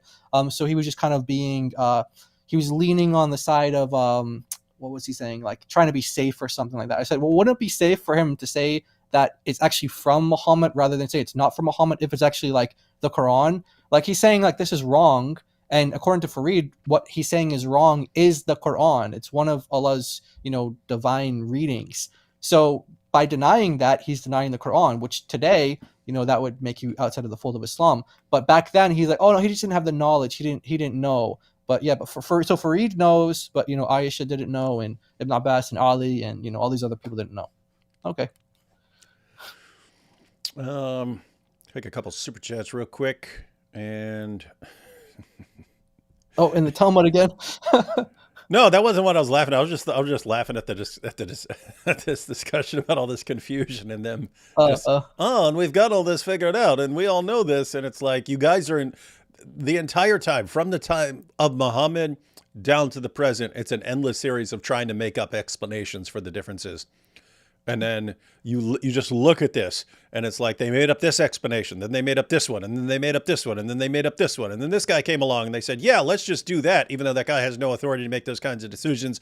And then this guy and this guy and this guy and this guy, and yeah, we'll take what that guy said, and they'll take that guy said. By now they have this entire like completely man-made view of their text with all these issues.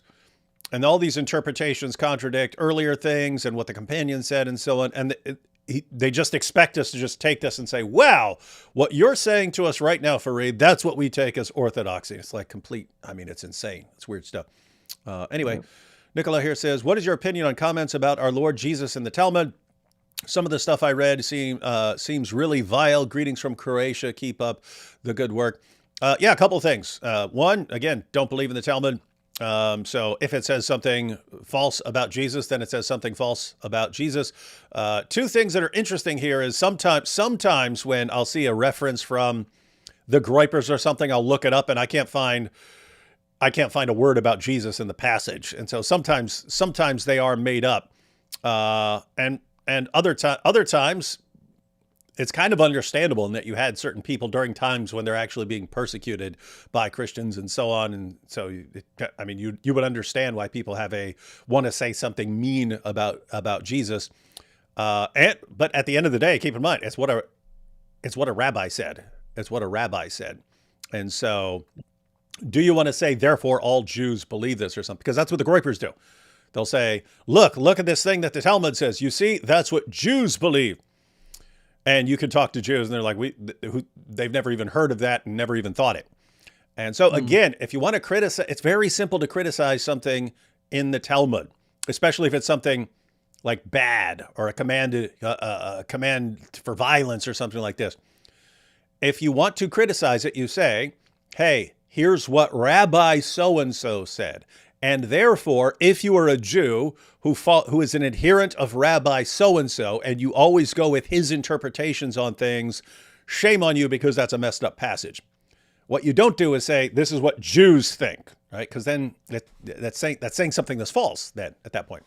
So anyway, those are my thoughts on that. Yeah.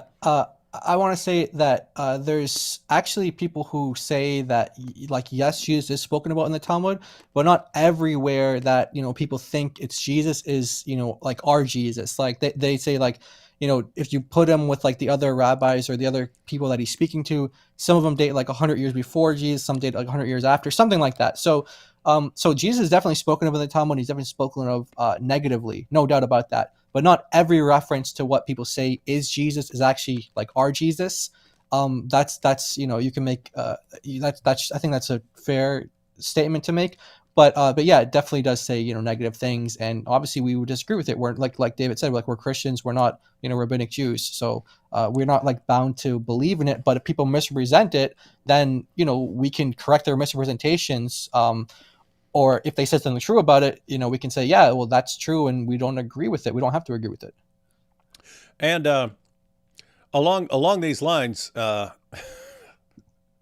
I should have recorded it, but I was thinking maybe none of these people wanted to be in a recording. But we were in Tel Aviv. It was after we went to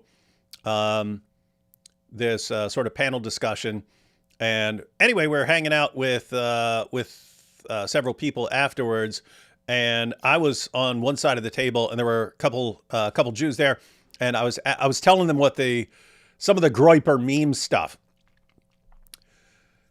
They had no clue what I was talking about. Not just with the Groipers, they had no clue what I was talking about when I was saying, "Hey, the Talmud says this." The Talmud said, they had no clue what I was talking about, and they just kept going, "That's a new one to me." And I was talking about passages about Jesus and stuff, and they're going, "That's a new one. That's a new one." It's like, well, it's not a new one. It's been there, but it was a new one for them. So anyway, long story short, guys, what you want to watch out for is when a Groiper comes along and says, "Here's a quotation." If you want to know if it's a quotation, go there, read it in context, see what rabbi is saying it, and so on. And then when they say, so this is what the Jewish bank manager, your Jewish bank manager believes. That's a person you can't take seriously. That is when a person's telling you that is a person you can't take seriously. Let's see. Abu Aruf. Every Muslim over the history recalls that he can have up to 4 wives, yet not a single one knows what is or are the 7 Aruf. Priorities. That's clown slam. Nice. That is a good point. It's like, I mean, every da'i right now is like defending child marriage to the death right now. Like, those are the big issues, and these guys still can't even figure out what the Aruf are and what the Qir'at are and so on. Sunan Abi Dawud 203 versus Matthew 622. Yeah, Sunan Abi Dawud 203, that's the eyes of the leather strap of the anus, and then Matthew 622, that's Jesus saying the eye is the lamp of the body. I've pointed those out before. Maybe Allah should have revealed the Quran to a literate man, or given him the book already written, or told him to hire a scribe. Awful management. That's what you'd have to say. It was a pretty disastrous plan to start with. Hey, let's all just we'll get this book and we'll preserve it by memory. Bad idea. It didn't work out. Yeah, and even the Arabic script that was used, you have Muslim scholars who say like this was an underdeveloped script, and that is the reason why you have a lot of discrepancies and things like that between the different readings because of the imperfections of the script that was used. Ibn Khaldun goes as far to say that people who think that script was like excellent or great, he calls them idiots. He says you guys are idiots if you think that this is like the best script to reveal the Quran in, because you have all these imperfections in it. You can mistake this letter for this letter, this letter for that letter. It's a lot. It's a really difficult language without the dots and the vowels. It's like impossible to make out what's going on. And you have examples of that in Islamic literature, to where people are trying to read the Quran, and instead of saying like the Quran in chapter 2 verse 2, this book has no doubt in it, or sorry, that book has no doubt in it. It says that book has no doubt in it. One person read the word reba as zeta, which is, instead of saying doubt, he said oil. He said that book had no oil in it. And so that story is used to show that like the ambiguity of the script can. You don't have the oil. You got no oil. Yeah. This guy ain't got the oil. We got the oil. You got no oil. Yeah. And so now this is one of the 7 readers, and they call him Hamza Azayat, like kind of like a play on that. Like he's like the guy with the oil, like the oil guy, like kind of making fun of him. And so yeah, it's not a good. I mean, like for Hebrew, for example, if you take Hebrew, for example, there's only like 5 letters in Hebrew that are ambiguous in terms of like if you add dots or not. But in Arabic, it's like you have All like over you the can't place. make out almost anything, without these dots and marks. And that's the pattern you see. It's like one disaster after another, or one problem after another caused by what's going on with the Quran. And then someone makes something up, and then the explanation gets treated as like it's as good as gold. And that just happens over and over again until it's been happening for 14 centuries. And then you get down to Farid, who just accepts it all. Who just accepts that all this was working out and accepts the explanations that were made up because of the problems. And it's to where the solutions to the problems are beyond ridiculous. It's like you have way simpler explanations for this mess than the one you're putting forward. And Farid will just cling to the whatever makes him feel good about his book. Let's see. Had Allah revealed what the 7 Aruf are and given one Qir'at, Jews would have corrupted it. Inscrutability creates preservability. Alhamdulillah. Solved. That's a perfect Farid type response. Solved. Yeah, I wonder if the Torah had like 7 Ahruf when Allah revealed it, or the Injil had 7 Ahruf, or is it only the Quran that gets 7 Ahruf? Let's see. So what if it say something about Jesus in the Talmud? In 2024, so Jews say anything bad about him other than we do not believe in him. Do Jews call for the unalive of people that believe in him? Why is that an issue? Yeah, I'm not familiar with that. Would be, matter of fact, that's something that I say pretty regularly, because the gripers will come along. I'll be pointing out something from the Muslim sources that is causing a problem in the world, and then Talmud will griper will say, well, why don't you say it about the Talmud? Why aren't you going after the Talmud? Look, if there's a problem in the Talmud, and all of a sudden we end up with 2 billion Jews trying to impose that on me, then I'd be happy to respond to it. But as of right now, there's kind of one group that has a large number of followers in the world who are trying to impose it on me. So I'm just going to stick with that for now, until something else Exactly. becomes a bigger issue.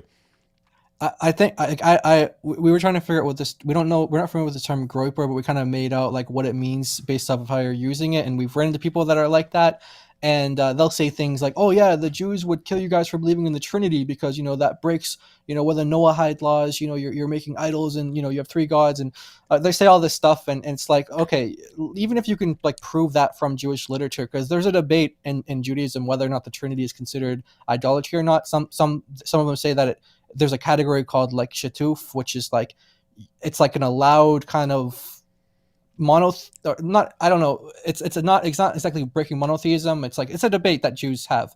So I'm saying it's not clear in Jewish law, but even if it were clear that like, okay, like if Jews like, ran the world and they had like this, halakha that's going to, govern us all, and we were to be put to death by it. It's like, okay, that's like you said, that's not happening, and it's never happened in history. There's never been a time in history when Rabbinic Judaism has had like a Jewish-run state with Jewish law, and they would just want that to be in Israel anyway. I'm not saying like I would be okay with it if that were the case, like they're putting Trinitarians to death or something. I'm not saying that, but I'm saying like they're not trying to take over the world, and this is just all theoretical. Jewish law, in terms of like putting people to death and things like that, that's all theoretical. It's never really been put into practice. There's never been like a Jewish state where they practice rabbinic laws, and so that's just kind of like a tactic that Muslims will use, or like the groupers, like you're saying, like they'll use, and it's just kind of a distraction from the Muslims who actually are putting people to death for their beliefs.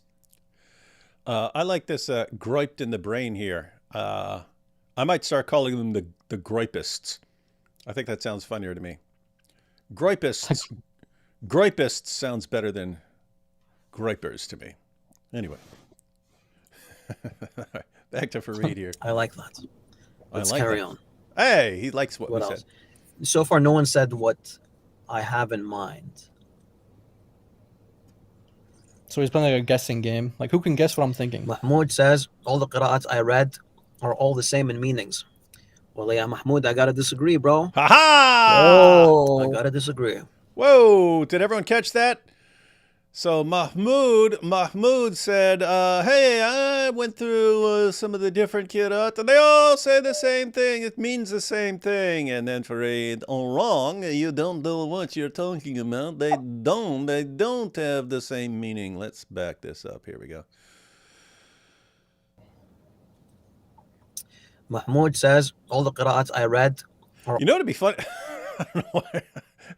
Anyway, I finally saw that there's a little tea bag thing sticking out of the thing, so I'm guessing that's tea. And then I was thinking, what if there were camel pee bags? Like it's just like it's like dehydrated camel pee, and you get a bag and you stick it in your cup of hot water, and it turns it into a nice hot cup of camel pee. Anyway, I don't know. Maybe they have something like that. all the same in meanings. Well, yeah, Mahmoud, I gotta disagree, bro. In your face. I gotta disagree. In your face, Mahmoud.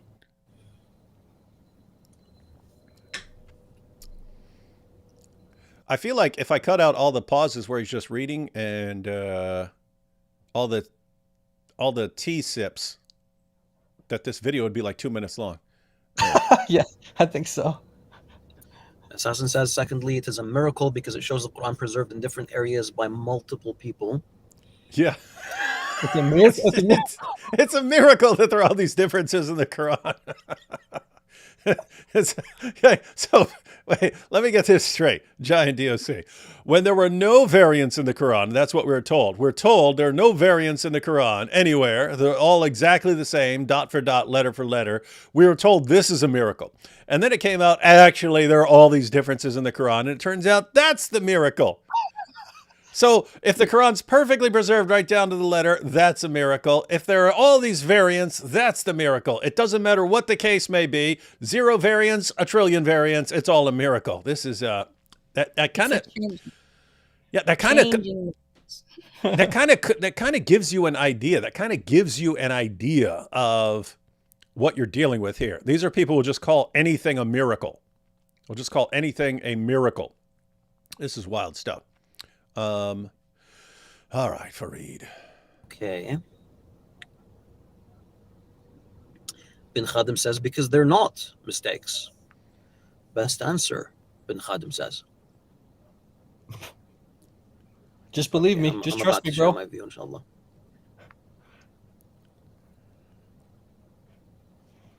Man, give us the answer, Farid. Is Come your on, new man. book digitally available as well? Not at the moment. Maybe one Farid day. wrote a book. I wonder if his book's written in crayon. YSF says, so Qira'at have different meanings sometimes. Most of the times, no. Most of the times they're dialectal and they don't change the meaning.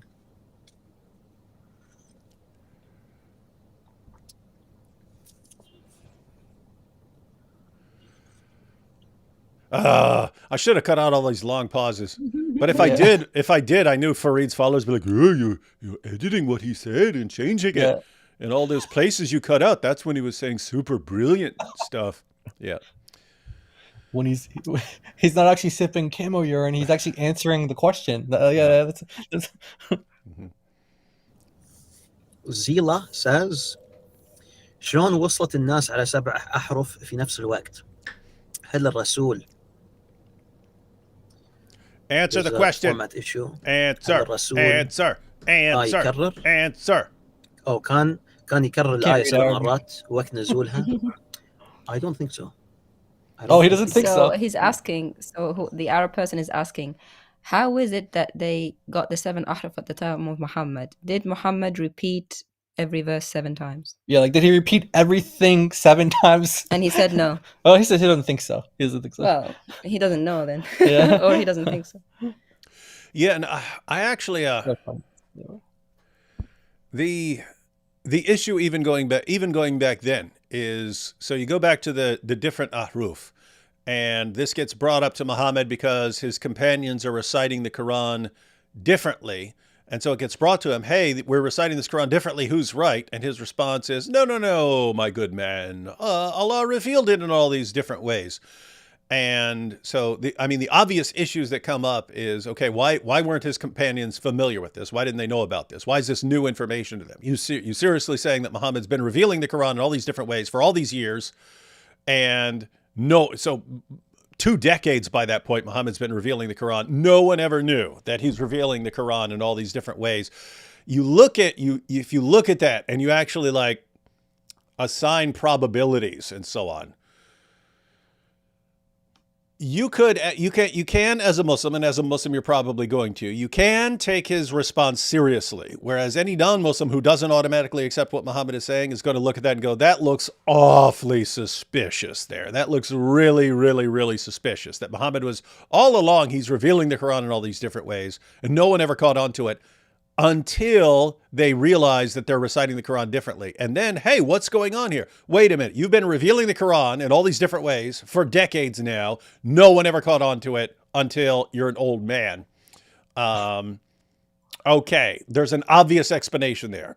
But you don't go with the obvious, easy explanation. You go with the ridiculous and absurd explanation. But that's the pattern, right? It's so you've got 14 centuries of them trying to preserve this book. And in every case, there's an obvious explanation for why you ended up with the differences.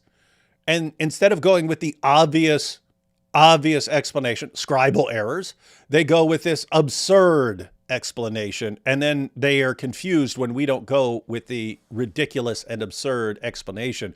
So anyway, the point is, if you have an absurd explanation, and then later on you have another absurd explanation, and then later on you have still another absurd explanation, and you have this endless series of ridiculous, absurd explanations, and you constantly refuse to go with the obvious, easy explanation, you can think of all those in terms of probabilities. Like if we were to assign probabilities, what are the probabilities that Muhammad was telling the truth on this issue and he really had received it in all these different ways and it was revealing in all these different ways and his followers just never caught on to it?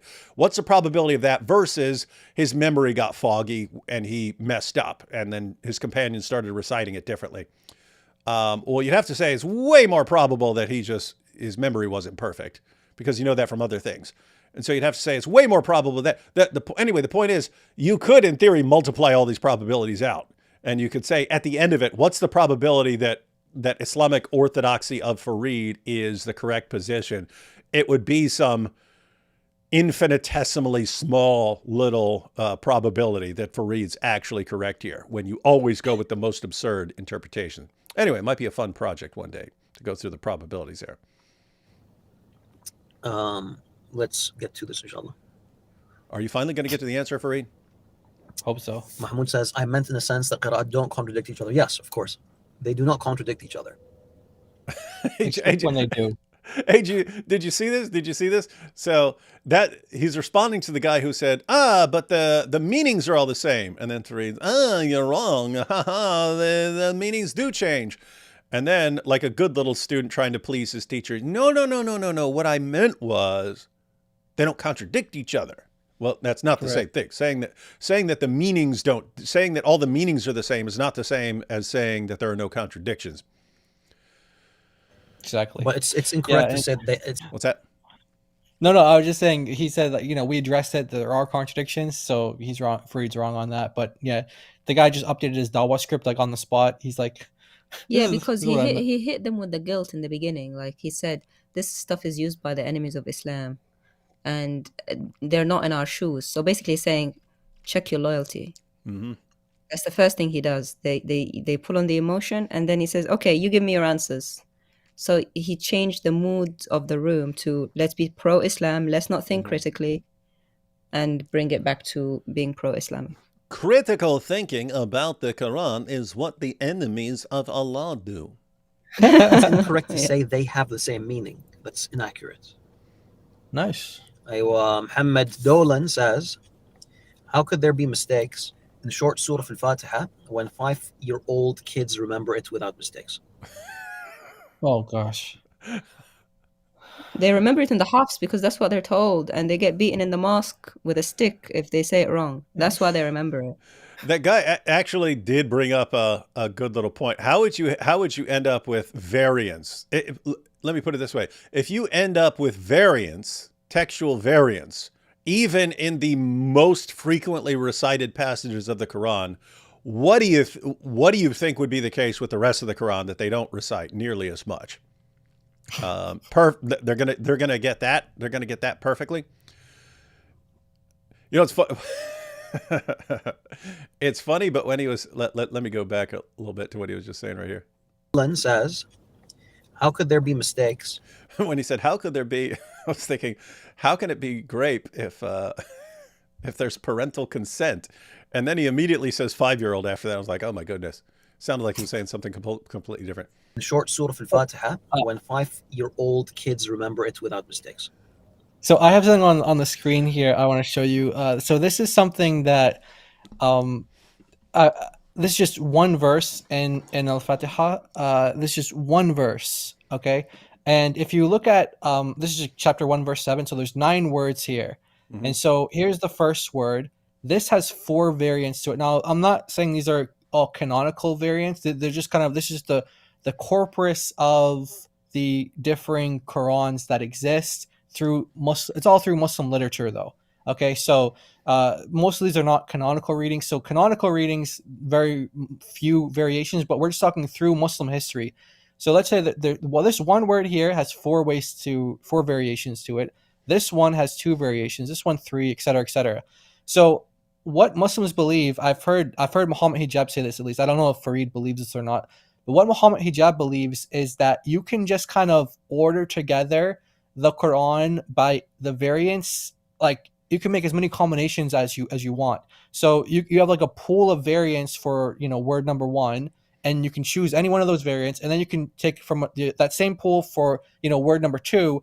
And anyway, I did the math on this earlier, and I see you had a comment from Too Many Marys, and she assisted with the math on this, where you roughly get like around 23,000 combinations for possible ways to utter this one verse, which was just the limited. It's a miracle. Yeah. So, like, I don't know. So many different Qurans. Yeah. And that's the same surah that he said that the 5-year-old children know. Yeah. They just know one version, though, of the 4,000. I don't know, Yeah. 20,000. Like different ways. So in other words, like if you put these in different combinations, you can get around word number 1 can be replaced with 4 variants, etc. You keep doing that through it, you get about 20,000 different ways to say this one sentence. So here is chapter 1, verse 4. This is this one that comes up a lot, like Malik versus Malik, like king versus owner, owner versus king. That one has that one word has 21 different readings. One word. So you can read this one word, like Muslims today, they only have 2 variations in the canonical readings. So they'll say Maliki Yawmiddin or Maliki Yawmiddin, like owner of the day of judgment, king of the day of judgment. But actually in the literature, so like historically, Muslims have had over 21 variations of this, one word in one verse. So to think that all Muslims through history recited this chapter the same way is not true. You have people that attribute things to companions who read these different ways. And I mean, today, like you go to Morocco, they recite Al-Fatiha different than they would anywhere else, and like in the majority of Muslim world. Like you go to Egypt, you go to a mosque in Egypt, you listen to how they recite it, and you go to a mosque in Morocco, you're going to hear Al-Fatiha recited 2 different ways. So like with this one variation here in chapter 1, verse 4. And then you have other variations amongst the canonical readings. So this is an argument that Muslims bring up a lot, like with variants to, like, okay, yeah, you learn this one when you're a little kid, you go to the mosque, you learn it your whole life, etc. Well, you're learning a version of it In a point in history. Yeah, in a point in history. But like if Farid were born in Morocco rather than where he lives now, or where he was born, he would have learned it differently. So this is not a good argument, and you have different ways of reciting it. So Yeah, that's all. Yes, indeed. And I mean, it's another example of, you'll have just a Muslim just having this completely like massively overly simplistic view. Well, little kids can, a little 5-year-old can memorize it. Our 5-year-old sons or our 5-year-old wives, they can all memorize Surat Al-Fatiha. So obviously, it's not going to be a problem.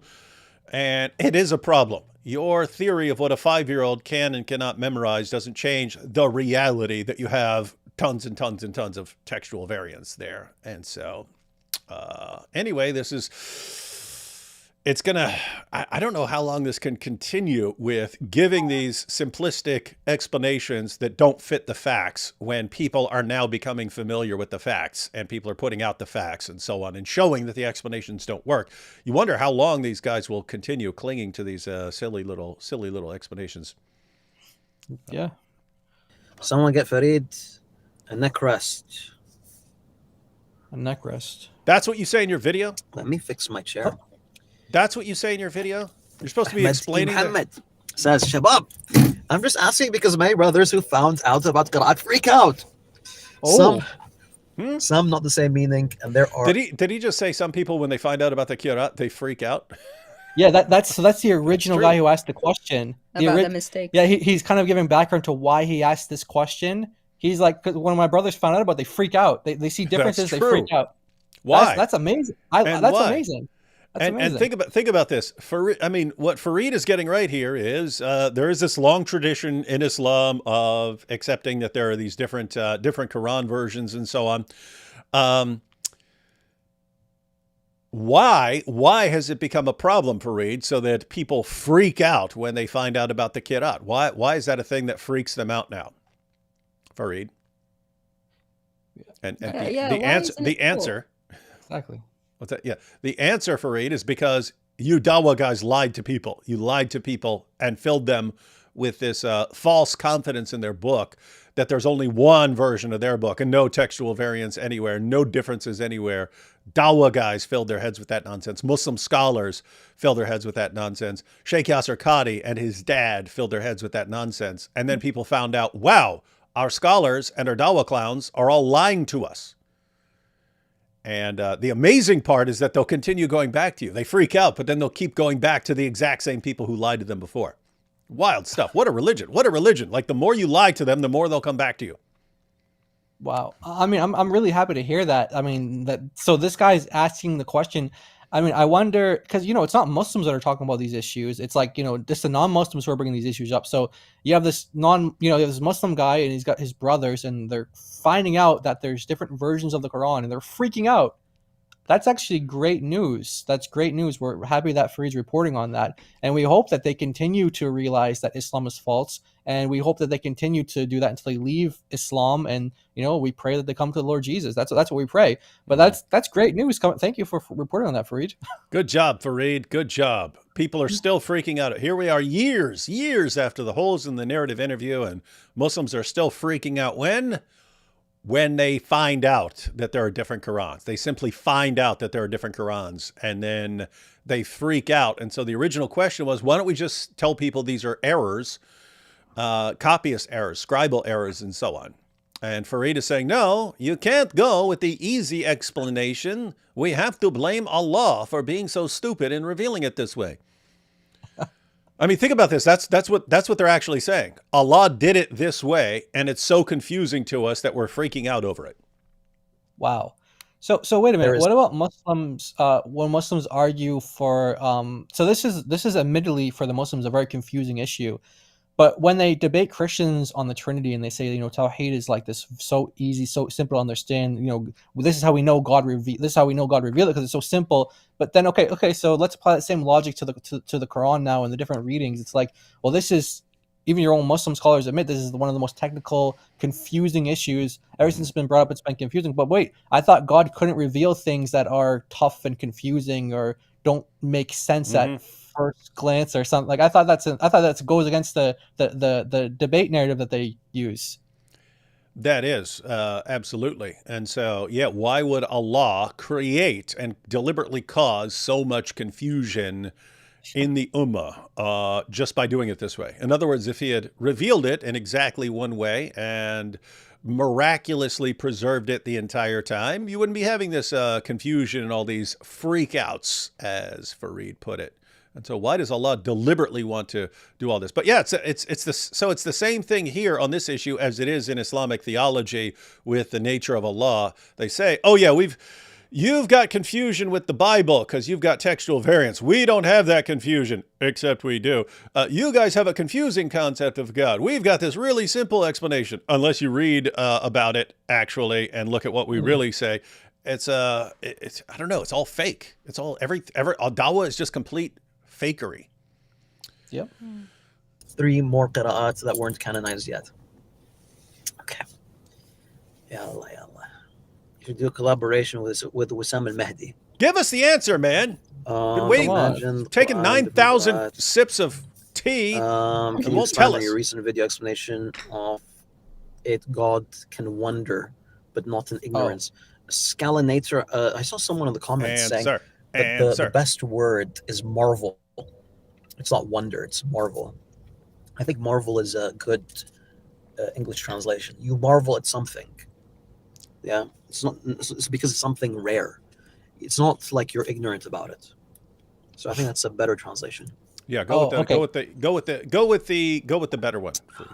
Yeah. Yep. So what he's doing there is he's trying to clean up chapter 37 verse 12, where you have one reading that says like, you Muhammad, you were surprised, you were shocked, and then the other reading says, I was shocked, I was surprised. And he's trying to like get away from that meaning of surprise or shock there. He's like, well, actually, it actually means marvel. That's actually a better translation. Mm-hmm. But what does marvel actually mean? Marvel actually means to be filled with astonishment, be filled with wonder about something. And what's astonishment? It means something great surprise. Like you're. So I think he's just unfamiliar with what these terms mean. He's just trying to avoid this problem. Because you had early Muslims, going back to Ibn Taymiyyah, where he mentioned this. There was an early Muslim successor. So this guy lived during Muhammad's lifetime, but he didn't actually meet Muhammad, so he's not considered a companion.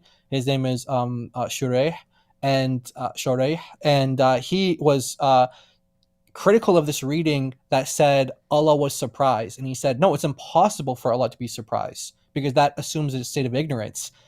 So Muslims did actually have theological problems with that, and you have people who come like Arazi and other Muslims who explain it. They're like, oh yeah, how there's places in the Quran where it says Allah deceives and Allah, prays or whatever else. Well, yeah, it means something else when it's God. So so when it's applied to Muhammad, it means he's surprised. When it's applied to Allah, that means something else. So that's their kind of way to kind of try to get out of it. So it's a big problem for Muslims, as you see. Muslims are struggling with that and asking them about it. But by the way, the rare thing doesn't work because the tafsir of that ayah is actually that Muhammad was surprised that they would not believe in the Quran. That's not a rare thing. Most people didn't believe in the Quran, at least during Mecca time. So it's not that he's amazed because it's rare. Most people disbelieved until they had the sword on their neck later in Medina. Yeah. That's what I wanted to add. Yeah. So this is I have to say, if Allah revealed it in these different ways, then the meanings, the corresponding meanings have to change when I don't know. This is weird stuff. This is wild stuff, Farid. And by the way, that's just a simple literally a vowel difference between like it's Ajibta, Ajibtu, that's I was surprised, you were surprised. It's literally a vowel, just one singular vowel, vowel mark. So you can see how someone would easily, make that mistake, or even in reciting. Even if it's not written down, it's just oral, you could see how someone could just easily say instead of ooh or whatever. And so you had early Muslims who completely denied that reading, and they said, no, if you read it like that, then you're attributing something unknown, of something of ignorance to Allah. And then Ibn Taymiyyah comes along and says oh well, it's okay, he didn't know that this is actually an attribute of Allah, or whatever. And they always try to make excuses hundreds of years later. Yeah, so they didn't know, and then you've got Farid, and well, if we just translate it like this, then both meanings. This is wild, man. Yep. And then, okay, let me tell you guys something. Finally. Okay, thank you. Let me help you guys out. He's gonna help us all out. Hey, Farid, the fact that your fans can't give the answer you're looking for, what's that say about you as a teacher? I could ask people who are watching me right now, how old was Aisha when Muhammad banged her? 9 years. Everyone here. Why? Because we do awesome teachings. You've been talking about the Qir'at and the Aruf for years now, and not one of your followers can answer one single question. That's a great point. Yeah. It is a good point.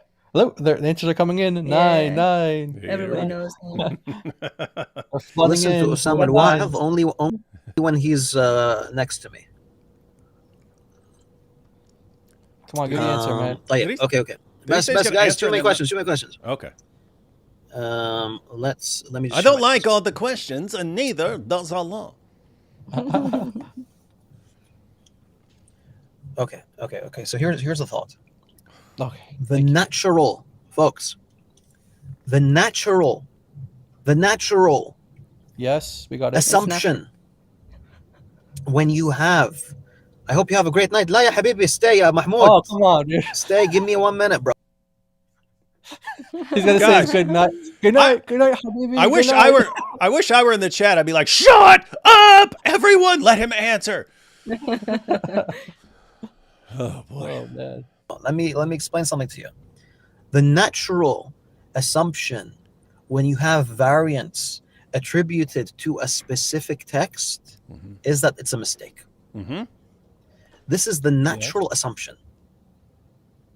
If you see any text, a book, a poem, a saying, a sermon with multiple wordings, the most common assumption, the natural assumption is to assume these are mistakes. Yeah, so if you have multiple copies of something and there are variants, the natural explanation, as Farid pointed out, would be that there are mistakes. I would say that's the case for things that are written by hand. The natural explanation, or just the one you would naturally come to, is that scribes were making errors. You can also, a secondary view would be that there were edits. Like you can have edition 1 of a book, edition 2 of a book, edition 3 of a book, and there, it's normally, you're not interpreting it as mistakes. It's just, hey, we, more information has come in, and we've come up with a better perspective, and so they're making changes like that. It could just, you could just have something like if a person wrote a book and then edited it years later, he might want to make some changes. He might say, let me make some changes, and so you could end up with differences like that. The point here is, whether you say a person was editing it or came up with new information and therefore wanted to modify it, or it's just scribes making mistakes and so on, the consistently least obvious explanation would be that God just revealed it in all these different ways and was doing it like this for years and no one ever noticed until eventually they did, and then and then after it came out that there are differences, then the explanation came out. And so, yeah, but let's see where he's going with this. Okay. So when you find centuries of scholarship all agreeing that there are multiple recitations to Rasulullah Sallallahu Alaihi Wasallam, or that there are multiple ways of reading the same book, then this shows that this is the orthodox position. Wow. Wasn't that one of the answers someone else gave earlier? That they just said, like, these readings have been around since the beginning. Like they think someone in the chat said that to him earlier. He was going in a bit of a different direction with it. What he's saying there is, since the obvious interpretation of variance, the natural interpretation, what he just said, the natural interpretation, if you end up with a bunch of variants in copies of a book, since the natural explanation would be someone made mistakes, and yet you have in the history of Islam centuries of Muslims saying, no, it was revealed in this way. it must just be orthodoxy. So because why wouldn't, in other words, why wouldn't they go with the easy, obvious explanation? Scribes made mistakes. Why not go with that? And he's saying that shows you how deeply ingrained this is in Islam, that all these centuries of people went with the least obvious explanation, and they went with this, like, what we would regard as silly and absurd explanation. Why were they clinging to that explanation when there's this way easier explanation the entire time right in front of their faces? Why do they cling with what looks like the most absurd explanation of all? That must just be the Islamic position. And that shows you that it's part of Islam. And therefore, why shouldn't you say that these are scribal mistakes? Because it's not the Orthodox position. Muslims have been clinging to this position for so many centuries that if you deviate from that position, you're not Orthodox anymore. And so look at what he's saying. He's not saying because of this great evidence or something like this, or here's the proof that these aren't textual variants. It's just, here's what the Muslim community has accepted. And therefore, you're not Orthodox if you say these are scribal mistakes. Yeah, it's really funny because even if you grant that these, do go back to the beginnings of Islam, it doesn't really answer the question of whether they're mistakes or not. Because you had people like, for example, Al-Tabari, for example, he definitely believed that there were different readings that were divine, but he also believed that there were mistakes amongst readings as well. So you can accept both. You can say both. You can say, yeah, these are readings that go back to Muhammad, but there's also readings that are mistakes that Farid today believes are canonical and divine. So yeah, I don't know. I mean, yeah, you could say these go back to Muhammad, but this is a mistake, or this for whatever reason. Like sometimes they would say, well, this is not grammatically correct, or this one doesn't make sense, or for whatever reason that they were saying. But they weren't arguing like, oh, we have a valid chain for this that goes back to Muhammad. Like for that reading, for chapter 1 verse 4, go back to Al-Fatiha, like the owner versus king. Al-Tabari's argument wasn't that, oh, we have chains for both of these, they both go back to Muhammad. His argument was, well, the reading of king makes more sense and it adds more glory to God because and it also makes more sense in the context, and he gives his reasoning why. He basically says that it's known that everybody that is a king is necessarily an owner, but the adverse is not true. You can be an owner but not a king. So he said that's why this is the superior reading, the more correct reading. So when you say more correct reading, you're not saying that, oh, these are both from God, or you're saying no, one of them is a better, more correct, more accurate reading. So yeah, I don't think his answer saves the day. And also, sorry, if it's such orthodox position, how many Qira'at were there? Because we know that before the time of Mujahid, there was more than 70. And then he limited them to 7 for randomly, without any reason. And it's said that there were better readings out there that he neglected. Yep. And with more honorable transmitters. And even some, and the quote is, and people have mentioned in their books more than 70 readers who are of higher rank and more virtuous status than these 7 that were chosen by Ibn Mujahid. So my question is, if it was so orthodox, how many were there to begin with? Where did they come from? Why was it just limited to 7? And why were 3 then added later, also for random reasons, if it was so orthodox? Right. That's what I would ask. And that's an ongoing issue, that you have all these decisions about different Qurans and so on. These are made by later Muslim scholars and so on. And according to Farid, these guys are defining orthodoxy. It's like, I mean, imagine that if you're Ibn Mujahid and you sit down and make a decision, you are defining orthodoxy for the Muslim community forever, so that, centuries in the future, Farid will just be going, because it's not orthodoxy, and that's why we do it. It's just a decision some guy made at some point. You know what's interesting is that man-made religion.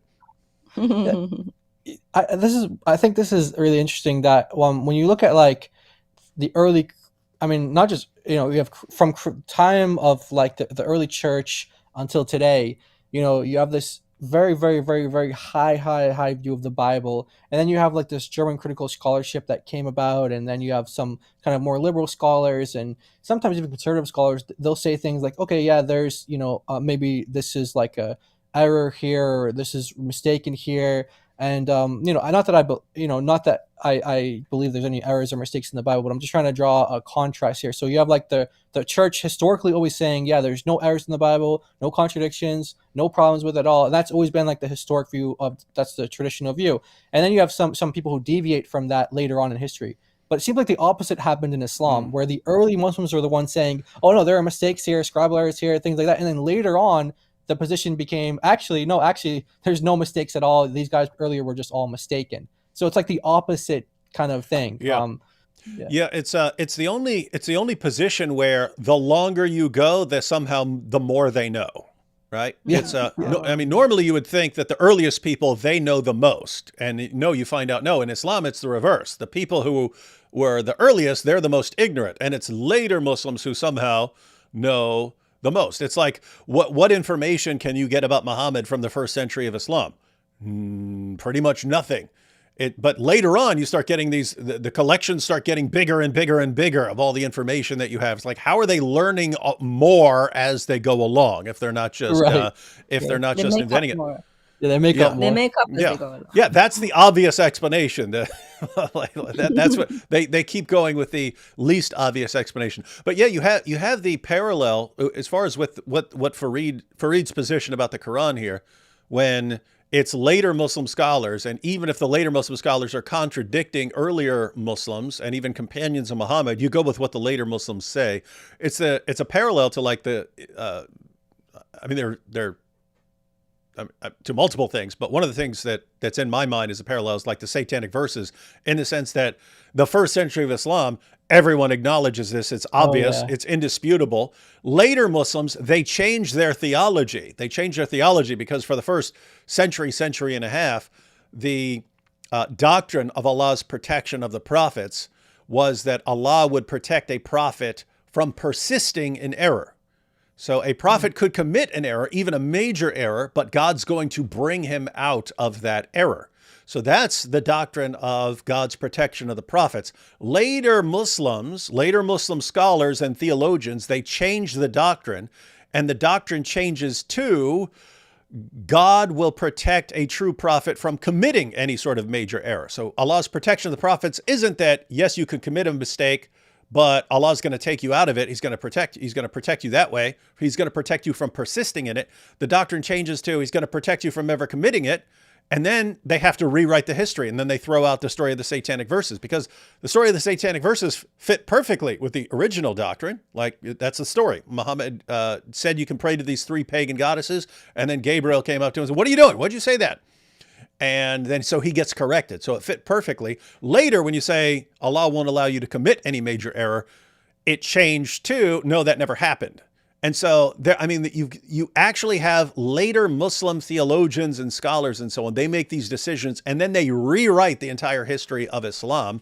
And Muslims just go with whatever these guys say. And so they'll say, okay, all these early guys were ignorant, or they were liars, or it was all fabricated, or something like this, because of what the later Muslim says. Instead of saying, hey, if the later Muslim contradicts your earliest sources, then why are you going with the later Muslim? Anyway, it's the same thing here. It's, hey, you have all these early Muslims, and they're saying one thing. Later guys come along, they make decisions, and you just go with what they say. Fun stuff. Fun religion. It's Islam. Yeah. Okay. That's the first point. That's one point. What did Adam say? Adam had a good point. I forgot what Adam said. Folks, remind me what Adam said. Well, how good Adam, was remind me point? what you said. Yeah, Adam. It was a good point. So good. But yes, the first thing is, the natural assumption is that these are mistakes. When everyone is saying, no, the Quran is actually revealed in multiple modes, then this makes sense. Then this has to be the Orthodox position. You had me until you said this makes sense, Farid. This doesn't make sense at all. The second Here we go. piece of evidence Second powerful piece of evidence is that they're like much of the variants are dialects. Huh? When you have multiple dialects, you don't assume that these are mistakes. شوفوا check out what Adam says. He says قراءات were not developed gradually. They were there from the start and were acknowledged. That's it. He just said the Qir'at were there from the beginning and were acknowledged. By who? Yeah, by who? Where was Ibn Mujahid in the beginning? Hafs wasn't born then. Yeah, he was. I don't even know what to do at this point. Yeah, they were acknowledged all along. They were acknowledged all along. And this, guys, this is everyone who's watching. This is Farid can say that because he thinks that you can explain all the Qir'at in terms of the Aruf. And so if he says, hey, the Aruf go back to the beginning, therefore the Qir'at go back to the beginning, and so on, not realize that's what's under investigation, Farid. That's what's under investigation, whether you can explain these things as somehow going back to the Aruf. That's what's in dispute. And we think your explanations are terrible and awful. And you're treating your interpretation as just the Orthodox position, that somehow all this goes back to the Aruf. And therefore they always knew about the Qir'at and they've always been affirmed. If they were not there from the start. Mm-hmm. I think that also, like, if he's admitting that, a lot of differences between the, Qira'ats, like alayhim, alayhum, like they're just dialectical or whatever. But then Muslims also agree that the Ahruf are not dialects differences because, they're from different tribes. They're both from Quraysh, from the same tribe. If that's agreed upon, by most Muslims, of course you have deviant opinions and stuff like that, but most of them, they know they're not dialects. Well, then the Qira'at that are dialects, how can they be derived from the Ahruf if the Ahruf aren't dialects? And notice also that he oversimplified again. He said everyone agreed. That's not the case. Yeah, that's the other ongoing problem, because you guys have been pointing out that no, you've had a bunch of different perspectives, and if you go back to early Muslims, they did understand things as scribal errors and things like that. And so, I mean, it's multiple things. So you've got Ahruf. Farid will pretend he knows what the Ahruf are. He doesn't. He's taken a position. He's given his interpretation that he then treats as if it's as good as gold, when in reality, no one has any clue. Because anyway. So no one knows what the Ahruf are. He takes his perspective on them and treats it like it's as good as gold. And then he has his view of what the Qir'at are, that they ultimately go back to the different Ahruf and so on, which he also, you can have all kinds of different perspectives on this. He just goes with his perspective, and then I don't know, it's just over and over again. He makes a decision on something and goes with the scholars who have affirmed that position, and then acts like that's the only position, and then here's the big step, acts like it makes sense.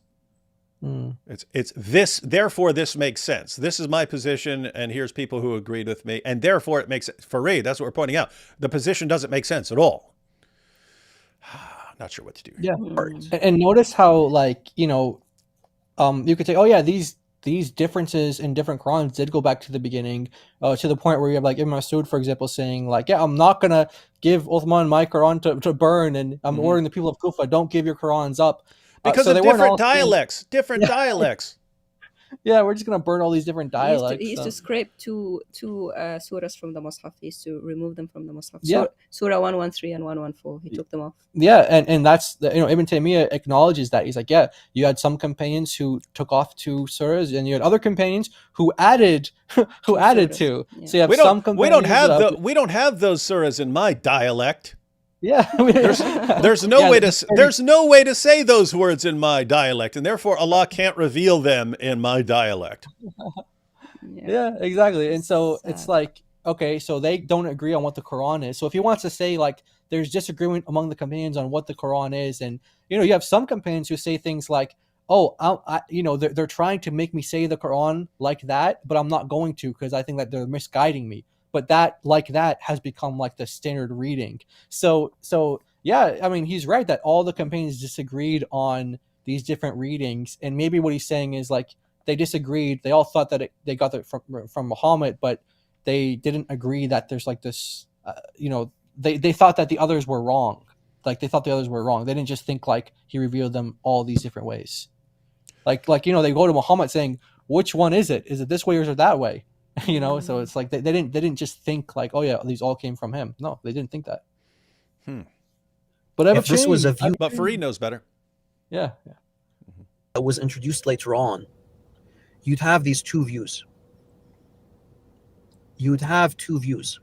Whoa! Did you just catch what he said?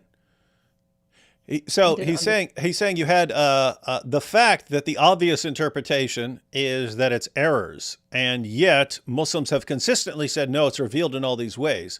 He said if that were a later invention, then you would have two views. You'd have the view that it's errors, and you'd have the view that it was revealed in all these ways. But you don't. He's saying you have one view. Now, didn't you have two views? Exactly. Isn't that it? You had that view that said these are mistakes. Yeah, you do have two views. Yeah, so Farid is ignorant of one of the views, and therefore he thinks there's only one view. Let's go back to just make sure that's what he was saying. They were there from the start and were acknowledged. That's it. If they were not there from the start, if this was a view that was introduced later on, you'd have these two views. Which you do. You'd have two views. Which you do. So back to the camel yarn. But you only think about what he just said. If this were something that were invented later, you'd have two views. Okay. You do have two views. Therefore, it was something that was invented later, Farid. Thank you. have one view. That's a syllogism, Farid. You only have one view, which is the Quran is revealed in multiple modes. Okay. Oh wait, so is he saying that you'd have two views? Like one view says the Quran is only revealed one way, and another view saying no, it came in all these different ways. He's confusing ahruf with qira'at. He's saying modes, which means ahruf. Oh, he's mixing between. He's mixing them. Okay, so he's saying like, okay, on one hand you'd have one view that says there's only. I think he might be saying like you'd have one view that says there's only one reading of the Quran. And you have another view, so there's like clashing views. But because they only always said there's multiple, Qurans, that's how we know that's the Orthodox view.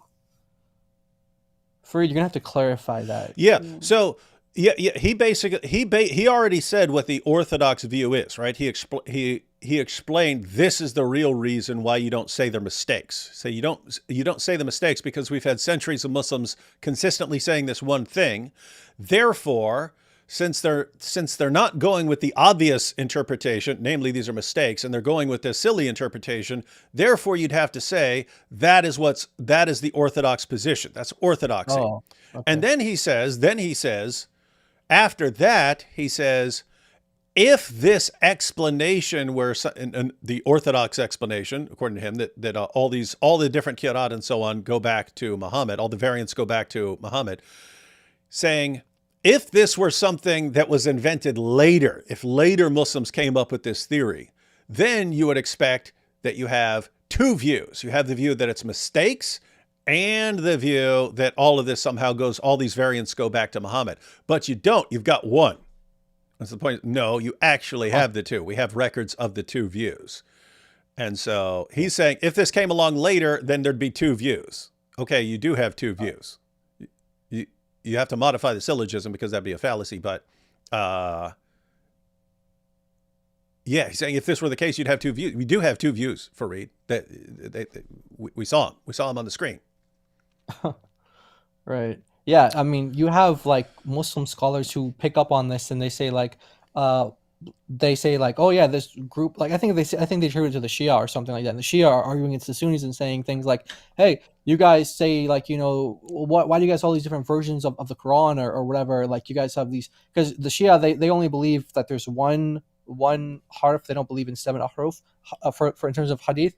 But they do accept like different readings. It's kind of weird how their view is, but you have arguments about that in like Muslim literature. So you definitely had, you had people who he would consider to be Orthodox saying that there's mistakes, and then people who he wouldn't consider to be Orthodox, like the Shia, who say that there's mistakes. So yeah, they were all people from all sides saying there's mistakes. And where's Farid's side for like the first couple generations at least, or however long it took them to get his view, that said, oh yeah, all of these are like, divine, Tawatur, and all these other things that he says about them. Where is that view? When does that view come along? This is wild stuff. So, I mean, this kind of shows, hey, you as a Muslim, you can just come up with a position at some point, and if you convince massive portions of the Muslim ummah that you have the correct position, then you can just ignore everything else, and then you can say that this is the only position ever. I mean, it's a parallel to what they did with the Quran, right? That you have all these different versions of the Quran, and then they popularize the 1924 edition. They just massively popularize it, and since they popularize it, they say eventually, therefore, that's the only version, and they run around saying this is the only version. And they convince the overwhelming majority of Muslims around the world that there is only this one version of the Quran. They managed to spin that to the entire world, and the world believes them. But it's the same thing. It's, hey, if you convince a ton of people that is the only position, they'll think that's the only position, and they'll roll with it. And then you say, well, how could there be other positions if so many people believe that there's only this one position? I don't know. You guys keep doing that over and over again. Yeah, like take like the scientific miracles again. Like for so many years, that was the Orthodox position for all the Dawah guys. You ask any one of them, are there scientific miracles? Oh yeah, 100%. And they go through the top, 20 or whatever, however many were saying that, and they're all saying yeah, 100%. And then years later, oh no, that's actually not correct. We were wrong about that. We had no right to misinterpret the Quran to say that there were scientific miracles when there wasn't. It's actually science is the problem. Science is the one that's always changing, not our position. It's not like, that's kind of funny. They're like science is ever changing, so we can't use that as a standard to say that there's scientific miracles. But because our position is the one that never changes, and no, actually, you guys are the ones that change all the time, and your orthodoxy is always changing. So it's. Yeah, so Farid, this is the issue. You're talking in recent decades. So within my lifetime, Farid, we have witnessed repeatedly, a handful of Muslims being able to dupe the entire ummah. You did it with the perfect preservation of the Quran, right? You just stood up one day and said, "Hey, the Quran's been perfectly preserved, right down to the letter," and the entire ummah went along with it. And then, did you know? Look, there's this new book by Maurice Bucaille, and he says scientific miracles. And then the entire ummah goes with scientific miracles. And what you're saying is, how could so many Muslims believe in something and it's completely wrong? We've seen it. We've literally seen things that Muslim da'is now acknowledge are false, and we've seen the entire ummah duped by them.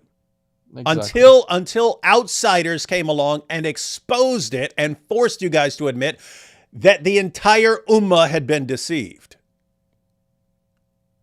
Outsiders came along and pointed out the absurdities. Guess what? That's the same thing Yasser Qadi is saying. Hey, we've got these explanations that we've been accepting for centuries. Outsiders come along and point out how stupid it is, and we're realizing that they're right. Just like with the scientific miracles, just like with the perfect preservation, this happens, Farid. So how can you sit back and say, but look, the Muslim community agreed on this? Yeah, we've seen they can agree on almost anything, no matter how ridiculously false it is. So how is that your standard of true and false in Islam? This is weird stuff. All right. Have some other things to keep in mind. Sa'id bin Jubair, used to recite in 2 recitations. What's going on? Why is Sa'id bin Jubair reciting 2 recitations? In Ramadan, in one night, he recites the recitation of Zayd bin Thabit / Uthman bin Affan. And the other night, he's reciting the recitation of Ibn Mas'ud. Nice. Smart. They're all got the same accent, by the way. All have the same accent, all from Quraysh. Yeah, even though they have different chapters, and they're from the same. But look at what he just said. So you've got Zayd ibn Thabit, that's the guy Uthman assigned to compile the Quran. But Muhammad is the one who said, if you want to learn the Quran from anyone, learn it from Ibn Mas'ud. And so this guy's smart enough to say, okay, this is what my leader's telling me to do. And Muhammad has said that I have to obey, I have to mindlessly obey my leader. So great, I'm going to recite that one. But Muhammad said that if I want to learn the Quran from anyone, learn it from Ibn Masud. Okay, I'll just recite them both. I'll just keep reciting both of these different versions of the Quran. Farid, you're not helping yourself, buddy. You're not helping yourself by confusing everyone even more and pointing out the absurdity. Especially since Ibn Masud was against, he was against this compilation. Yeah. Isn't that funny, by the way? So you have all these passages with Ibn Masud showing contempt for the version of Zayd ibn Thabit, and Farid's bringing this up as this. You see, it's revealed in all these different ways. Why wasn't that the position of the early Muslims then? Yeah, I think it wasn't Ibn Masud who said, like, there's not a surah in the Quran that I don't know. Except that I knew. Yeah, and then he said, like, and there's not a verse except I don't know it's a revelation. And he also said, you know, I learned 70 chapters of the Quran while Zayd was still like in the loins of in the loins of a pagan. Yeah, in the loins of a pagan. Yeah, but you know, literally in the Arabic it says in the backbone, because they believe that's funny. That's really so while he's in the backbone of his father, as in the loins of a pagan, let's say. Yeah, I learned 70 chapters. So he's acting like they all just kind of like accepted this. No, they didn't. They were he said, why should I take his Quran? Why should I abandon mine for his? You know, like they weren't. So he's just not giving them the full story. No, he's not, and he can't, and he won't, and he never will until we make him. Just like with everything else in Dawah. And Muslims who are watching, because we know there are Muslims watching. We know there are Farid fans watching. Guys, like what does it take? What does it take that your Dawah guys will keep giving you an explanation and pretending that this accounts for the evidence when they don't give you the evidence? And non-Muslims have to come in and say, here's what the evidence is, the real evidence is from your sources, and this is why your explanations don't fit.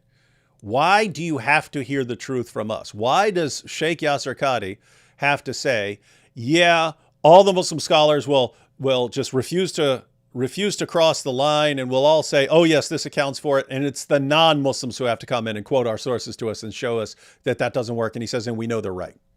Why? Why does truth, if you have the religion of truth, why does truth always have to come from outside? Why? Why is it you guys believe lies until non-Muslims come along and show you the truth? Why is that?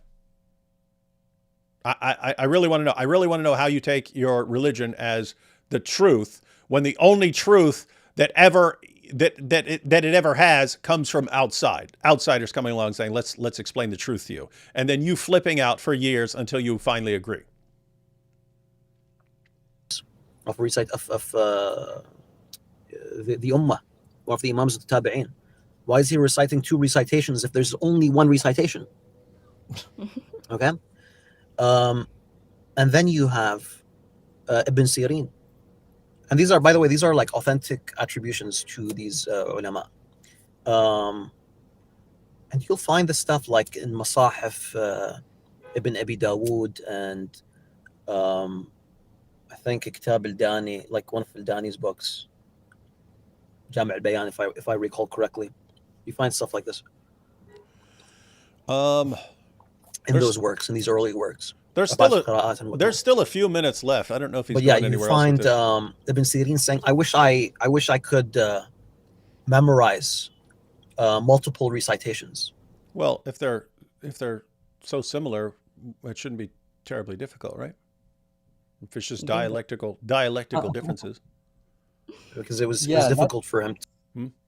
I don't know if he has another point after this one, but I don't get how this helps answers the question. Like, no. I mean, you know, like if this guy tells his brothers who are freaking out about the differences that actually, hey guys, all of the companions had different all the way back. Yeah.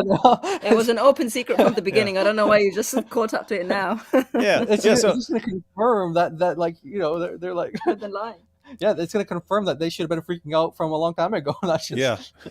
Yeah. So guys, you're freaking out about all the different Qurans. They're like car seats. They go way back. They go way back. All these differences go way back. So yeah, you thought you're freaking out now. Wait till I tell you that even the early Muslims were reciting the Quran in these different ways, and that they were almost ready to go to war over all these differences, and they were ready to fight over these differences. And that's why Uthman had to burn all these differences. And then Muslims who didn't want to go along with Uthman's version, they flipped out and they said, hide your Qurans. Over what? Extremely minor differences that don't matter, Farid? Doesn't make any sense. Doesn't make any sense. All right, I think we've got Farid's points there. I don't know if he's going anywhere else with this, but Farid has given us his perspective on things. And what set all of that up is someone asking, hey, why can't we just say that these variants in the different Qir'at were just scribal errors at some point? They're just little mistakes.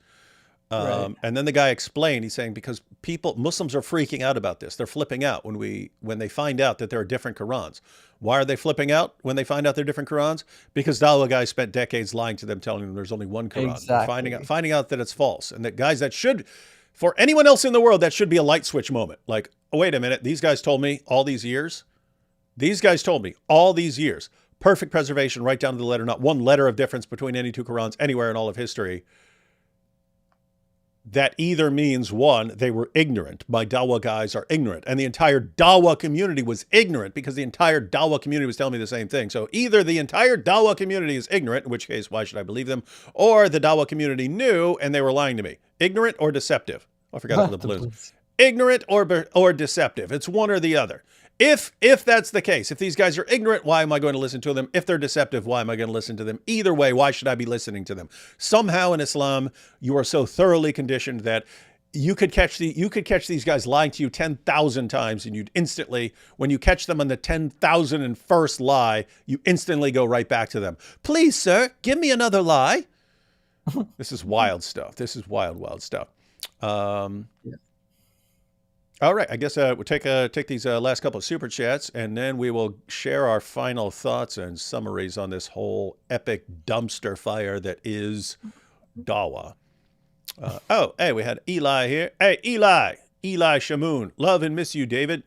Hey, Eli, I don't know what conferences you're going to. I'm going to a conference in Texas next month, and then in November we got EPS. In case you're going to any of that, I'll be seeing you there. Muslims are always like, the Talmud or the Bible says XYZ. The problem is that the Quran is supposed to be the literal word of God versus compilation of text. Yeah, that is an ongoing problem, that they have their way of reading the Quran and then they think everyone else reads every other book like that. And it doesn't compute. My friend converted to Islam. Is it me or people converted to Islam when they have a lot of hate in their heart? Don't worry, guys. I'll bring him back to Christ. Yeah, as far as people converting to Islam, yeah, you can, and you've seen this. You've seen people in the Free Palestine protest who they spend months protesting and stuff, and then it comes out, and I've converted to Islam. And there it seems like, yeah, I'm enraged at this thing, and Islam is the religion that says be enraged about this thing, and therefore I'm going with Islam. You have that. But as far as lots of people converting, lots of people, it seems, just are converting for attention. And Chris Rock talked about this in his last stand-up. He's saying that the world people have become addicted to attention. You need attention, you crave it, and social media has wired people to crave attention. And he says there are a few basic ways to get attention, to make your attention skyrocket. And one of those ways was to be a victim. And for lots of people, it's just, oh, if I convert to Islam, one, I'm going to get a lot of attention from Muslims instantly. So if I just say, hey, after reading the Quran, I've concluded that it's true. All of a sudden, you're going to get tons of attention, both positive and negative, but simultaneously, you've made yourself into a victim. So you have just by converting to Islam, you get 2 instant keys to a ton of attention. And so when you combine that with people being addicted to attention, yeah, you're going to see people converting to Islam. Let's see. Skyscraper Philosopher says, seen Andrew Wilson rage quit debate? Wait, Andrew Wilson rage quit? No, he didn't.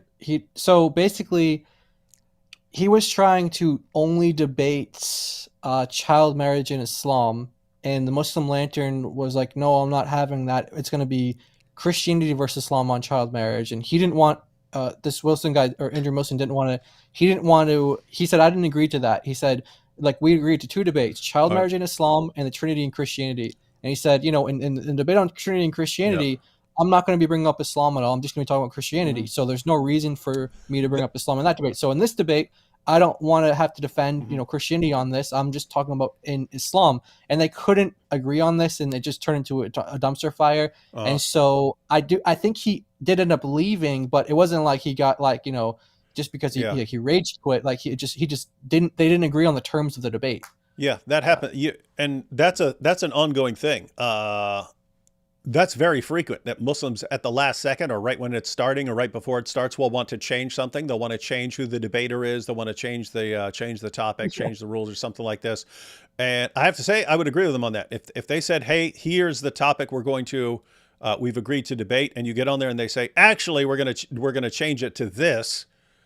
There are situations where even if I love the change, even if I think it's a good change, I'll be like, no, not happening. That's not what we agreed to. Yeah, matter of fact, that happened recently. That happened, I think it was last year. But what's that Harvard guy's name?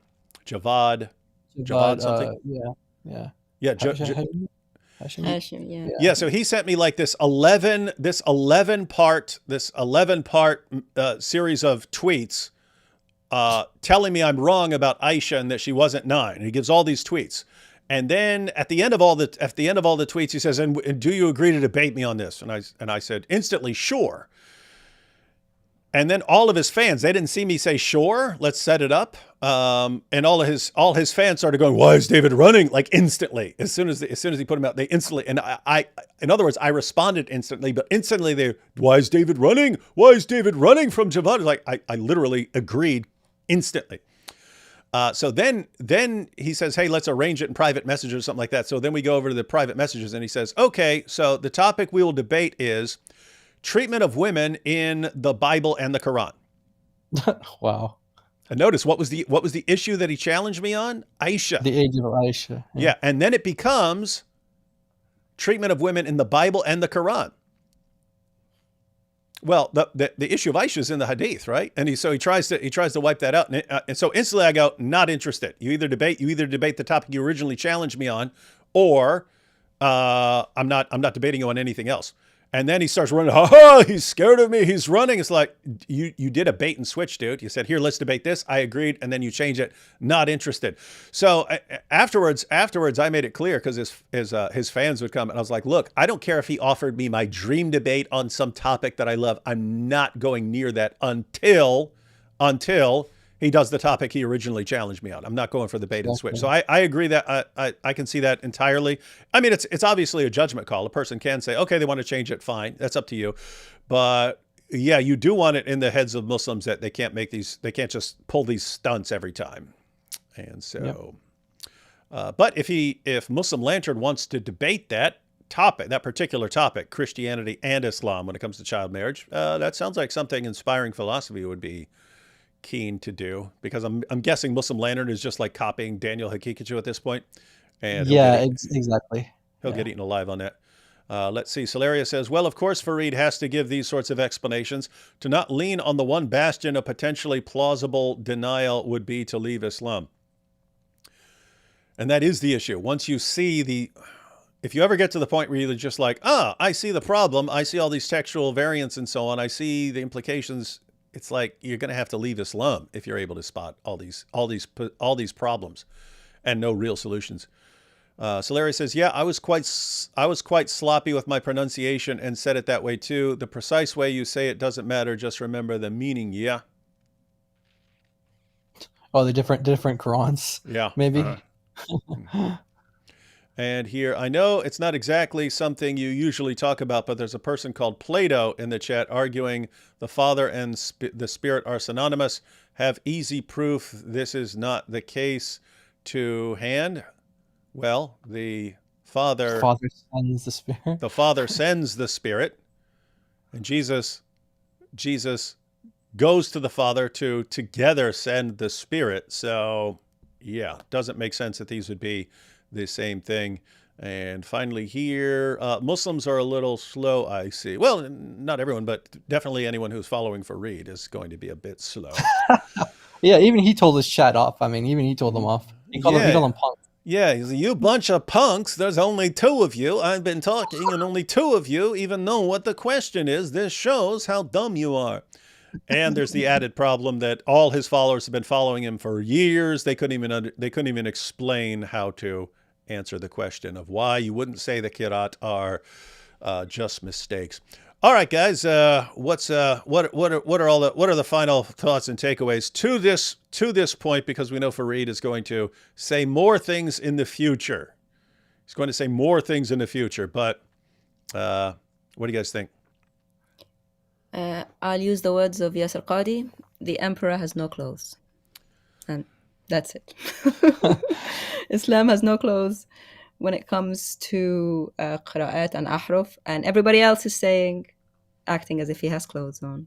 And everybody knows there are none. Yeah. It's actually amazing because that is such a perfect description, right? So the story of the story in the emperor's new clothes, in case anyone is not familiar with it, these guys show up to town and they're supposedly the greatest clothing designers there are, and so the emperor wants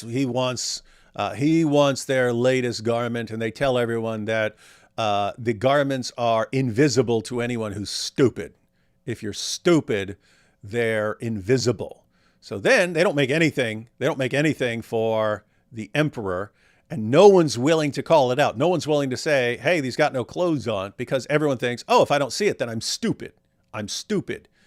And there's finally some kid who says, hey, he's got no clothes on. And then everyone realizes, oh, wow, he is naked. They finally realize I'm not stupid. He's actually wearing no clothes. But that's what it's like. It's they gaslighting. Yeah, you're a bad Muslim unless you agree with us here. Unless you go with this completely ridiculous explanation, you're not a good Muslim. The only way you can be a good Muslim is to pretend that Islam's just wrapped in these awesome clothes. And that's what Yasir Qadi says. That's Yasir Qadi's analogy. It's like, that's the Muslim community. We're all running around saying, oh, look at this beautiful garment. Yes, look at this beautiful clothing here. And finally, a non-Muslim scholar comes along and goes, it's completely naked. There's nothing there. And then he's saying, and we know they're right. Isn't that amazing? And we know they're right. We know they're right because they're quoting our sources.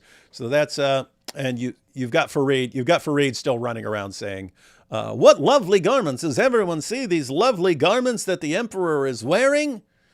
And we're once again sitting here going, come on, seriously. Yeah. So Muslims are going to keep asking questions about this, and they're going to keep being freaked out about this. And so the Muslims, I think you were right, David, that the Muslims who, hear what you have to say, and then they go over to like Farid, see like, okay, can you answer this? Like, can we actually say that? Can we say these are mistakes? That's what makes most sense to me. And so they're going to keep hearing this. They're going to be dissatisfied by Farid's answers, the same things he's been saying over the years, and all the other Muslim Dawah guys. And at the end of the day, to all those Muslims listening, to all the ones who are interested in searching out the truth of these matters, look, it's clear that there are holes in the standard narrative. The standard narrative does have holes. And you guys need to realize that there's no patching it up. There's too many holes. You can't patch it up. The boat is going to sink. And so, yeah, we encourage you guys to keep questioning, to keep looking into things. And eventually you're going to see that Islam is false. And once you realize that, it's going to open up a whole, Pandora's box. You're going to say, if they lied to me about the Quran, what else did they lie to me about? Well, we can tell you they lied to you about Jesus. They told you he's not the Son of God. They told you that he wasn't crucified. They told you he didn't die for your sins. They didn't rise from the dead. So again, keep studying, keep looking into these things, and pray about the truth of these. and you're on your pursuit to the truth. We pray, and we, if you're sincere, you're going to end up believing that Jesus is Lord. He did die on the cross for your sins, and he rose from the dead 3 days later, defeating death. And that's our prayer for all of the non-Christians that are watching. So we hope that for them as well. But specifically for the Muslims, you guys keep going back to Farid. You're not going to get your answers from him. He's not going to satisfy you with answers, because Islam can't do that. They can't give you that satisfactory answers for these questions. They just lie, make things up. And I think it would be good for Muslims to kind of take a step back at some point and think, okay, if my religion just requires me to keep saying the emperor has beautiful clothes on when the emperor is butt naked, right? The emperor's just standing there butt naked in front of everybody. If your religion just requires you, even after the little kid calls him out and says, hey, he's got no clothes on. If your religion requires you to keep saying, no, he's got beautiful clothes on. I can see with my own eyes that he doesn't, that he's completely naked, but he's got beautiful clothes on. He's got beautiful clothes on. Farid thinks I'm not a good Muslim unless I keep saying he's got beautiful clothes on. If your religion requires you to do that, then the next question is, why is your religion requiring you to say that?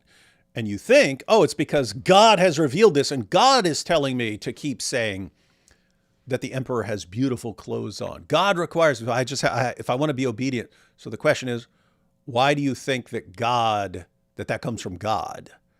Why do you think that comes from God? And I'm asking you a serious question. Why do you think this religion comes from God at this point? When we see all these problems, and then your Dawah guys compel you to accept all these ridiculous explanations, and we're sitting here thinking, why? Why do you think this is actually from God? I understood why you thought it was from God 10 years ago when it was all perfect preservation of the Quran and scientific miracles and so on. That's all been exposed and debunked, even according to your Dawah guys now. So I don't even know what your reasons are for believing in Muhammad anymore. I can't understand it. Every single argument you've used has been completely debunked, and the arguments that were used were by these same guys who keep lying to you. And so when I ask a Muslim, hey, why do you believe? It always comes back to lies. And so why are you accepting all the lies? Oh, because I believe I have to accept the lies because my religion is true. Why do you believe in the religion? Why? Because of all these lies. It's so weird. It's so insanely weird. And you just have to step back. Guys, so Muslims, that's a good question. Sit back and think, why do I believe in this stuff? And try to give answers that aren't based on some lies that the same liars told you. Show me. I would love to hear it. I'm completely serious. I would love to hear at this point in history, now that the scientific miracle has been exposed, now that all this stuff has been exposed, why in the name of common sense do you still think this is from God? I don't know. I have no idea, but I'd love for you to tell me. But that's something you should be thinking about right now. What reasons do you have for thinking that Islam is true? What reasons that aren't based on complete deception? Leave that to you. All right. Thanks to Jai and DOC for joining me and breaking a bunch of this stuff down for viewers. And they do a lot of work responding to new videos over on their channel. So definitely want to subscribe. Link is in the description box. And I'll be live again with AP in, I think, a little over an hour, 8 p.m. Let's see. He sent me the topic. Oh, he wants to talk about Putin kissing a Quran. Oh, Putin kissing a Quran. So apparently Putin kissed the Quran. And so AP is going to want to go through some of the verses in the Quran that Putin was kissing and see if that lines up with our good friend, So we'll be discussing that. And then tomorrow, people have been pointing out some of the dumb stuff Muhammad Hijab has been saying recently. Tomorrow evening back here on my channel, we'll be going through some of the Muhammad Hijab's comments from his recent discussion with SOOOO, specifically him saying that the Jesus of the Bible is a coward. Guys, you have no idea how much of an apostate that dude just became with the argument that he used, because it's going to apply not just to the Jesus of the Bible. In fact, it's the reverse for the Jesus of the Bible, but it does apply to the Jesus of Islam. His argument saying that Jesus is a coward actually doesn't apply to the Jesus of the Bible, does apply to the Jesus of Islam. More importantly, applies to the Muhammad of Islam. And no way out of it because he already laid down what his argument was. That'll be tomorrow. Catch y'all tonight in the bar. God bless.